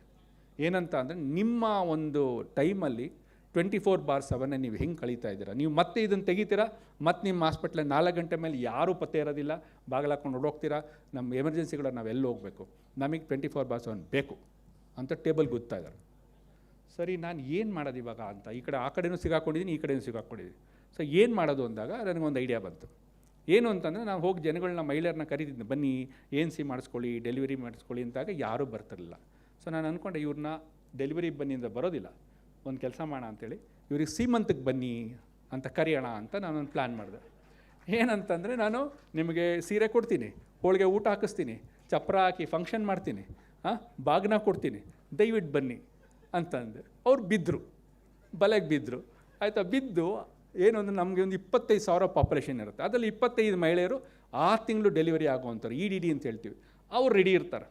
ಅಂಥವ್ರನ್ನ ಮೆಲ್ಲಗೆ ನಮ್ಮ 25 ಆಶಾ ವರ್ಕರ್ಸ್ ಇದ್ದರು, ಪ್ರತಿಯೊಬ್ಬರಿಗೂ ಒಂದೊಂದು ಹಳ್ಳಿಯಿಂದ ಒಂದೊಂದು ಮಹಿಳೆಯನ್ನು ಕರ್ಕೊಂಬ ಅಂತೇಳಿ ನೆಕ್ಸ್ಟ್ ಕರ್ಕೊಂಬಂದು ಕೂರಿಸಿದ್ವಿ. ನಾವು ಇಲ್ಲಿ ಕೂತಿರು ನೋಡಿ, ಇವರೇ first set of women, pregnant women who came for seemantha. So ಇವ್ರನ್ನ ಕೂರಿಸ್ಕೊಂಡೆ, ಇವ್ರಿಗೊಂದು ಬಾಗಿನ ಕೊಟ್ಟು ಒಳ್ಳೇದೊಂದು ಕಾರ್ಯಕ್ರಮ ಮಾಡಿದ್ವಿ, ಹೋಳಿಗೆ ಊಟ ಹಾಕಿಸ್ದೆ, ಎಲ್ಲ ಮಾಡಿಬಿಟ್ಟು ಅಲ್ಲ ಕೇಳಿ, ಇದು ಇನ್ನೂ ಚೆನ್ನಾಗಿದೆ, ಎಲ್ಲರನ್ನೂ ಕರೆಸಿ ಕೂರಿಸ್ಬಿಟ್ಟು ಇದು 2010 ಮಂತು ಹೇಳ್ತೀನಿ ಕೇಳಿ, ಡಿಸೆಂಬರ್, ಎಲ್ಲ ಗೊತ್ತಿದ್ದಾರೆ, ಎಲ್ಲ ಜ್ಞಾಪಕ ಇದ್ದೀನಿ. ಸೊ ಅವಾಗ ಶುರು ಮಾಡಿದ್ದು. ಈ ಥರ ಶುರು ಮಾಡಿದಾಗ ಫಸ್ಟ್ ನೋಡಿ, ಫಸ್ಟ್ ಏನಾಯಿತು, ಇದಕ್ಕೆ ದುಡ್ಡು ಬೇಕಲ್ಲ, ಆಯಿತಾ. ನಾನು ಆಮೇಲೆ ನನ್ನ ಸ್ಟಾಫಿಗೆ ಹೇಳ್ದೆ, ಸಿಸ್ಟ್ರೇ ಇದು ಒಂಚೂರು ಇದೊಂದು ಫಂಕ್ಷನ್ ನಾವು ಮಾಡಬೇಡ, ಯಾಕೆಂದರೆ ಇದು ಮಾಡಲಿಲ್ಲ ಅಂದರೆ ಉಳಿಗಾಲ ಇಲ್ಲ ನಮಗೆ, ಊರಿನವರು ಬಿಡ್ತಿಲ್ಲ, ಆ ಕಡೆ DHOನೂ ಬಿಡ್ತಿಲ್ಲ, ದಯವಿಟ್ಟು ನಾನು ಹಾಕ್ತೀನಿ, ನೀವೆಲ್ಲ ಹಾಕಿ ಮಾಡೋಣ ಸರಿ ಅಂತ ಎಲ್ಲರೂ ಉತ್ಸಾಹದಿಂದ 5,000 ರೂಪಾಯಿ ಜೋಡಿಸಿದ್ವಿ ನಾವು. ಯಾಕೆಂದ್ರೆ ದುಡ್ಡು ಬೇಕಲ್ಲ, ಇಷ್ಟೊಂದು ದೊಡ್ಡ ಫಂಕ್ಷನ್. 5,000 ರೂಪಾಯಿ ಜೋಡಿಸ್ಬಿಟ್ಟು ಫಸ್ಟ್ ಫಂಕ್ಷನ್ ನಾವೇ ಹಾಕಿ ಮಾಡಿದ್ವಿ. ಮಾಡಿ ಅವತ್ತು ನಾನು ಯಾವ ಥರ ಮಾತಾಡಿದ್ದೀನಿ ಅಂತಂದರೆ ದುಃಖ, ಯಾಕಂದರೆ ಭಯ, ಎಲ್ಲ ಕೆಲಸ ಹೋಗ್ಬಿಡುತ್ತಲ್ಲಪ್ಪ ಅಂಥೇಳಿ ಅಷ್ಟು ಒಂದು ಇದಾಗಿ ನಾನು ಅವ್ರಿಗೆ ಏನು ಹೇಳಿದೆ ಅಂತಂದರೆ, ನೋಡ್ರಮ್ಮ, ನೀವು ಬೇರೆ ಹಾಸ್ಪಿಟ್ಲಿಗೆ ಹೋಗ್ತೀರಾ, ದೊಡ್ಡ ಹಾಸ್ಪಿಟ್ಲಿಗೆ ಹೋಗ್ತೀರಾ, ಡೆಲಿವರಿ ಮಾಡಿಸ್ಕೊಳ್ತೀರಾ, ಅಲ್ಲಿ ನೀವು ಯಾರಲ್ಲಿ ನಿಮ್ಮನ್ನು ಯಾರು ನೀವು ಯಾರು ಅಂತ ಕೇಳೋರು ಇರೋಲ್ಲ, ಬಂತಾರೆ ಡೆಲಿವರಿ ಮಾಡಿಸ್ತಾರೆ ಕಳಿಸ್ತಾರೆ. ಬಟ್ ನೀವು ನನ್ನ ಹಾಸ್ಪಿಟ್ಲ್ ಬಂದರೆ ನೀವು ನನ್ನವರು, ನಾನು ನೋಡ್ಕೊಳ್ತೀನಿ ನಿಮ್ಮನ್ನು. ಆಮೇಲೆ ಹಾಸ್ಪಿಟ್ಲಿಗೆ ಕರ್ಕೊಂಡೋಗಿ ತೋರಿಸಿದೆ ನನ್ನ ಡೆಲಿವರಿ ರೂಮ್ಸ್, ನಾನು ನಿಮ್ಗೆ ನೆಕ್ಸ್ಟ್ ಫೋಟೋ ತೋರಿಸ್ತೀನಿ. ತುಂಬ ಚೆನ್ನಾಗಿ ಮೇಂಟೈನ್ ಮಾಡಿದೆ ಡೆಲಿವರಿ. ಈ ಡೆಲಿವರಿ ರೂಮಲ್ಲಿ ನಿಮಗೆ ಹೆರಿಗೆ ಆಗಬೇಕು. ಇಲ್ಲಿ ನಿಮಗೆ ಒಂದು ಪೈಸದ ಖರ್ಚಿರಲ್ಲ, ಒಂದು ಪೈಸಾ ಲಂಚ ತೊಗೊಳೋದಿಲ್ಲ. ನಾನು ಆರ್ಮಿ ಡಾಕ್ಟ್ರ್, ನಾನು this is my promise to you, soldiers promise ಅಂತ ಅವತ್ತು ನಾನು ಮಾತಾಡಿದೆ. ನಾನು ನೀವು ನಂಬ್ತಿರೋ ಬಿಡ್ತಿರೋ, ಆ ತಿಂಗಳು ಫಸ್ಟ್ ಟೈಮ್ ನಾಮಗೊಂಡ್ಲು ಹಿಸ್ಟ್ರಿಲಿ 10 ಡೆಲಿವರೀಸ್ ಆಗೋಯ್ತು. It was A miracle. 10 deliveries ಆಗೋಯ್ತು. ಎಲ್ಲರಿಗೂ ಆಶ್ಚರ್ಯ. ನಮ್ಮ DH ಹೇಳ್ತಾ ಹೋಗ್ಲಿ ಬಿಡಪ್ಪ, ನೀನು ಗೆದ್ಕೊಂಡೆ, ನೀನು ಮತ್ತೆ ನಿನ್ನ ತಂಟೆಗೆ ಬರಲ್ಲ, ನೀನು ಮಾಡ್ಕೋ ಅಂತೇಳಿ. ಸರಿ, 10 ಡೆಲಿವರಿ ಆಗೋಯ್ತು. 10 ಡೆಲಿವರಿ ಆಗಿ ನನಗೆ ಇಂಟೆಲಿಜೆಂಟು, ನಂಗೆ ಗೊತ್ತಿತ್ತು ಈಗ ಈ ತಿಂಗಳೇನೋ 10 ಡೆಲಿವರಿ ಆಯಿತು. ನೆಕ್ಸ್ಟ್ ಮಂತ್ ನಾನು ಸೀಮಂತ ಮಾಡಲಿಲ್ಲ ಅಂದ್ರೆ ಮತ್ತೆ ಬಿದೋಗುತ್ತಿದ್ದು ಅಂತ ಹೇಳ್ಬಿಟ್ಟು ನಾನು ಹೋಗಿ ಮತ್ತೆ ಸಿಸ್ಟರ್ನ ಕೇಳಿದೆ, ಸಿಸ್ಟರ್ ಪ್ಲೀಸ್ ಈ ತಿಂಗಳು ಮಾಡಬೇಡ ಅಂತಂದ್ರೆ, ಅಯ್ಯೋ ಹೋಗಿ ಸರ್, ನಮಗೆ 3 ತಿಂಗಳಿನ ಸಂಬಳ ಇಲ್ಲ, ನಾವು ಮಾಡಲ್ಲ ಸರ್, ಏನೋ 1 ತಿಂಗಳು ಕೇಳಿದ್ರೆ ನೀವು ಮಾಡ್ತೀವಿ ಅಂತೇಳಿ. ಸರಿ ಆಯಿತು ಅಂತೇಳಿ ಏನು ಮಾಡೋದೀಗ ಅಂತೇಳಿ then I got a fantastic idea. ಗಲಾಟೆ ಮಾಡಿದವ್ರು ಯಾರು? ರೈತ ಸಂಘದವರು. ಹೋಗಿ ಅವ್ರ ಹತ್ರನೇ ಹೇಳಿದೆ, ಸರ್ ಹಿಂಗಾಗಿದೆ ನೋಡಿ, ನೆಕ್ಸ್ಟ್ ನೋಡಿ ಇದೇ ಮೈ ಲೇಬರ್ ರೂಮ್. 2010 ಎಷ್ಟು ಬ್ಯೂಟಿಫುಲ್ ಆಗಿ ಏನೇನು ಬೇಕು ಅಷ್ಟು ಒಂದು ವೆಲ್ ಎಕ್ವಿಪ್ಡ್ ಲೇಬರ್ ರೂಮ್, ಇಡೀ ಡಿಸ್ಟ್ರಿಕ್ಟಿಗೆ ಮಾದರಿ ಹಾಸ್ಪಿಟ್ಲ್ ಇದು, ಆ ಥರ ಮಾಡಿಟ್ಟಿದೆ. ನೆಕ್ಸ್ಟ್ ಸೀಮಂತದ ಫಂಕ್ಷನ್ಗಳು. ನೆಕ್ಸ್ಟ್ ಇದು ರೈತ ಸಂಘದವ್ರಿಗೆ ಹೇಳಿದೆ ನಾನು, ಸರ್ ಈ ಥರ ಒಂದು ನಾನು ಫಸ್ಟ್ ಥಿಂಗ್ ಹೆಂಗೋ ತಪ್ಪಿಸ್ಕೊಂಡಿದ್ದೀನಿ, ದಯವಿಟ್ಟು ನೆಕ್ಸ್ಟ್ ಮಂತ್ ನೀವೇ ಸ್ಪಾನ್ಸರ್ ಮಾಡಿಬಿಡಿ ಇದನ್ನು ಅಂತಂದರೆ, ಅವರು ಸರ್ ಯಾಕೆ ಸರ್ ಮಾಡಲ್ಲ ನಾವು ಅಂತೇಳಿ ಬಂದರು ರೀ. 250 ಜನ. ನಾನು ಬೆಳಗ್ಗೆ ಹಾಸ್ಪಿಟ್ಲಿಗೆ ಹೋಗೋ ಹೊತ್ತಿಗೆ ಎಲ್ಲ ಮಹಿಳೆಯರು ಹಸಿರು ಸೀರೆ ಉಟ್ಕೊಂಡು ಅವರೇ ಅಡುಗೆ ಮಾಡ್ತಾಯಿದ್ದಾರೆ. ಆಯಿತಾ, ಹಾಸ್ಪಿಟ್ಲ್ ಅಂಗಳದಲ್ಲಿ ಅಡುಗೆ ಮಾಡಿದ್ರು. ಎಂಥ ಬ್ಯೂಟಿಫುಲ್ಲಾಗಿ ಜೋಡಿಸಿ ಒಂದು ಒಳ್ಳೆ ಫಂಕ್ಷನ್, ಅದ್ಭುತವಾದ ಫಂಕ್ಷನ್ ಮಾಡಿದ್ರು. ಆ ತಿಂಗಳು 15 ಡೆಲಿವರೀಸ್, ಅಷ್ಟು ಒಂದು ಲೆವೆಲ್ ಕೊಟ್ಟೋದ್ವಿ ನಾವು. ಅದಾದಮೇಲೆ ಅಲ್ಲಿ ಪಂಚಾಯತಿ ಇತ್ತು. ನೆಕ್ಸ್ಟ್ ಹೋಗಿ ನಾಮಗೊಂಡ್ಲು ಪಂಚಾಯತಿ ಪಕ್ಕದಲ್ಲಿ ಇನ್ನೊಂದು ಪಂಚಾಯತಿ, ಅವ್ರುಗಳ್ನ ನಾನು ರಿಕ್ವೆಸ್ಟ್ ಮಾಡಿಕೊಂಡೆ. ಈ ಫಂಕ್ಷನ್ ಏನು ಅಂತಲೇ ನಾವು ಪ್ರತಿ ವರ್ಷ ನಮ್ಮ ತಂದೆ ಹೆಸರಲ್ಲಿ ಒಂದು ದೊಡ್ಡ ಸತ್ಸಂಗ ಮಾಡ್ತಿದ್ವಿ, ರಾಮಕೃಷ್ಣಾಶ್ರಮದ ಭಕ್ತರವರು. ಸೊ ಸತ್ಸಂಗ ಮಾಡ್ತಿದ್ವಿ. 1 ತಿಂಗಳು ಆ ಇಡೀ ಸತ್ಸಂಗನೇ ನಾವು ಇಲ್ಲಿಗೆ ನಾಮಗೊಂಡ್ಲಿಗೆ ತಂದುಬಿಟ್ವಿ. ತಂದು ಅಲ್ಲಿ ನಾವು ಸೀಮಂತ ಕಾರ್ಯಕ್ರಮನ ಅದ್ರ ಜೊತೆ ಇಟ್ಕೊಂಡಿದ್ವಿ. ನೆಕ್ಸ್ಟ್ ನೋಡಿ, ಈ ಥರ ಸೀಮಂತ ಕಾರ್ಯಕ್ರಮನ ಶುರು ಮಾಡಿದ 50 ಜನ ಜೊತೆಗೆ ಯಾವ ಥರ ಬೆಳೀತು ನೋಡಿ. ಇದು ಅಂಥ ಒಂದು ದೊಡ್ಡ ರೆವಲ್ಯೂಷನ್ ಆಗೋಯ್ತದು. ಜೊತೆಗೆ ಏನಾಯಿತು ಅಂತಂದರೆ ತಿಂಗಳ 10, 15, 19, 20 ಅಷ್ಟು ಡೆಲಿವರಿಗಳು ಆಗೋಕ್ಕೆ ಶುರುವಾಗೋಯ್ತು ಹಾಸ್ಪಿಟ್ಲಲ್ಲಿ. ಆ ಜೊತೆಗೆ ನೆಕ್ಸ್ಟ್ ಹೋಗಿ ಈ ಥರ ಫಂಕ್ಷನ್ನು, ಊಟ, ಹೋಳಿಗೆ ಊಟ, ಪ್ರತಿ ಸಲನೂ ಹೋಳಿಗೆ ಊಟ. ನೆಕ್ಸ್ಟ್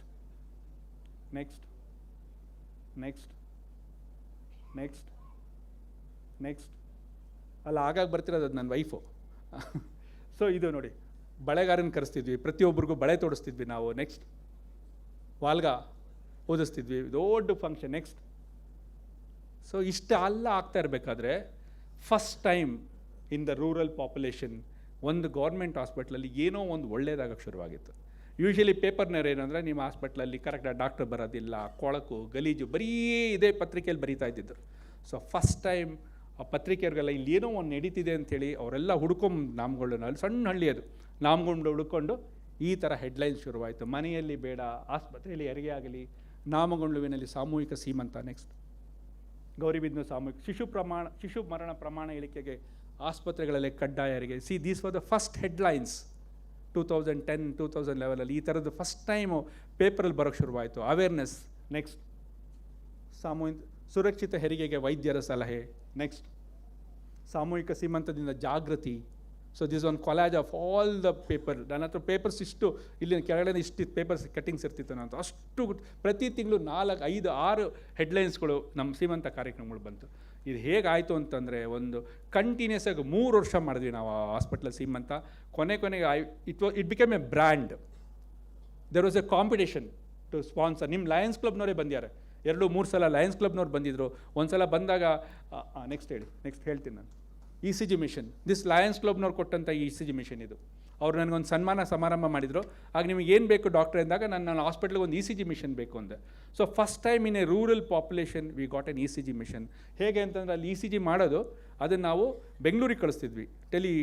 ಇದರಲ್ಲಿ ಟೆಲಿಮೆಡಿಸಿನಲ್ಲಿ ಬೆಂಗಳೂರಿಗೆ ಹೋಗ್ತಿತ್ತು. ಅದು ವಿತಿನ್ ಸೆಕೆಂಡ್ಸ್ ಅಲ್ಲಿ ಯಾರೊಬ್ಬರು ನೋಡ್ಬಿಟ್ಟು ನಮಗೆ ಅದರ ರಿಪೋರ್ಟ್ ಕೊಡ್ತಾಯಿದ್ರು ನಮಗೆ. ಅದು ವಾಪಸ್ ಹಾಗೆ ಇಂಟರ್ನೆಟಲ್ಲಿ ಇಟ್ ಯೂಸ್ ಟು ಕಮ್.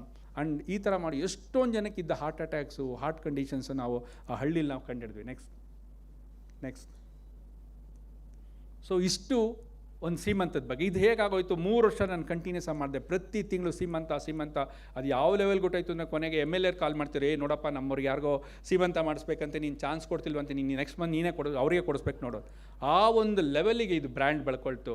ಅದು ಆಮೇಲೆ ಇಡೀ ಒಂದು 3 ಇಯರ್ಸ್ ಮುಗಿಯೋದ್ರೊಳಗಡೆ ಕನ್ನಡ ಬರುವಂತಹ ಪ್ರತಿಯೊಬ್ಬರಿಗೂ ಸಹ ಏನು ಗೊತ್ತಾಯಿತು ಅಂತಂದರೆ, ಪ್ರತಿಯೊಂದು ಡೆಲಿವರಿ ಸಹ ಹಾಸ್ಪಿಟ್ಲಲ್ಲಿ ಆಗಬೇಕು.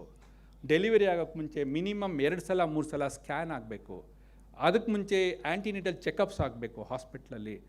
ಇಷ್ಟು ಸಹ ಅವರಿಗೆ ಒಂದು ಸುತ್ತಿಗೆ ತೊಗೊಂಡು ಹೊಡೆದೋ ಥರ ಅವರಿಗೆ ಜನಕ್ಕೆ ಅಷ್ಟು ಒಂದು ಇದು ಅವೇರ್ನೆಸ್ ಬಂದ್ಬಿಡ್ತು.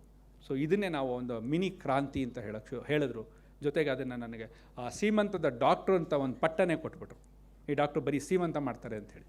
ಸೊ ಆ ಒಂದು ಇದು ಏನದು ಟೈಟಲ್ ಅಲ್ಲಿಂದ ನನಗೆ ಬಂದಿದ್ದು.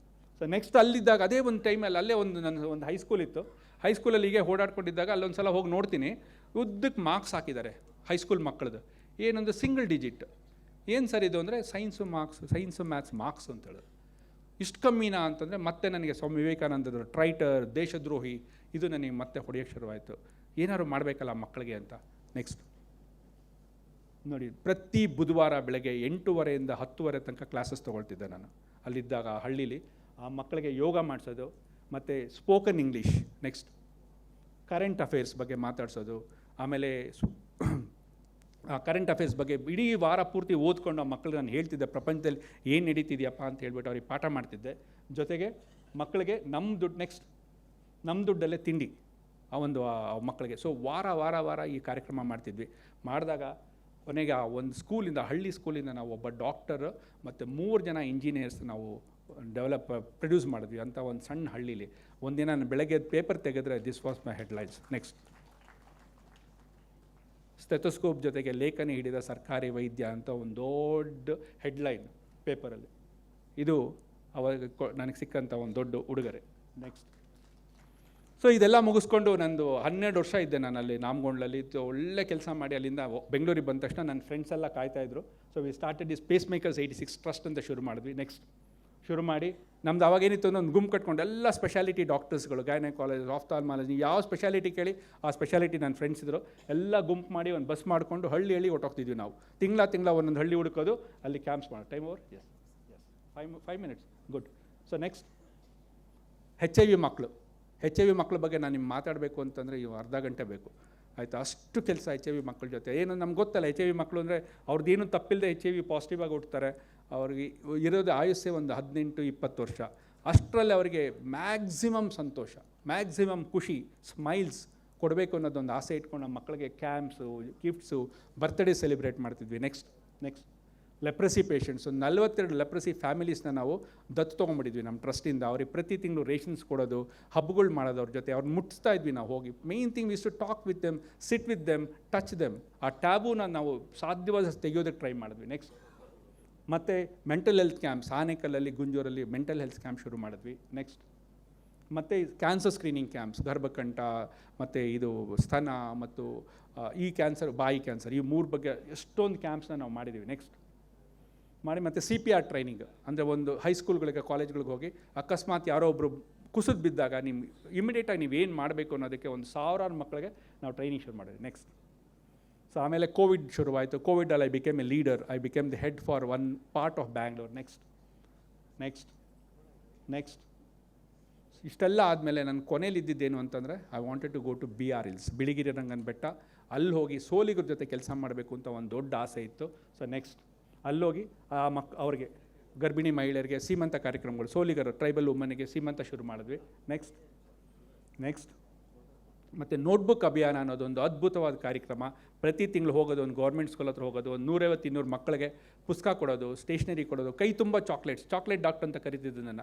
1-2 ಕೊಡ್ತಿರಲ್ಲ ನಾನು, ಕೈ ತುಂಬ ಚಾಕ್ಲೇಟ್ಸ್ ಕೊಡು, ಏನಕ್ಕೆ ನೀವು ನನ್ನ ಮರಿಬಾರ್ದು ಮಕ್ಕಳ ಅಂತೇಳಿ. ನೆಕ್ಸ್ಟ್ ಯಾರು ಬಂದು ಕೈ ತುಂಬ ಚಾಕ್ಲೇಟ್ಸ್ ಕೊಡೋ ತನಕ ನೀನು ನನ್ನ ಜ್ಞಾಪಕ ಇಟ್ಕೊ ಅಂತೇಳಿ, ಮತ್ತು ನಾನು ಹೇಳಿರೋ ಮಾತು ಜ್ಞಾಪಕ ಇಟ್ಕೊ ಅಂತೇಳಿ. ಓದೋದ್ರ ಬಗ್ಗೆ ಹೇಳ್ತಿದ್ದೆ, ಆರ್ಮಿ ಬಗ್ಗೆ ಮಾತಾಡ್ತಿದ್ವಿ.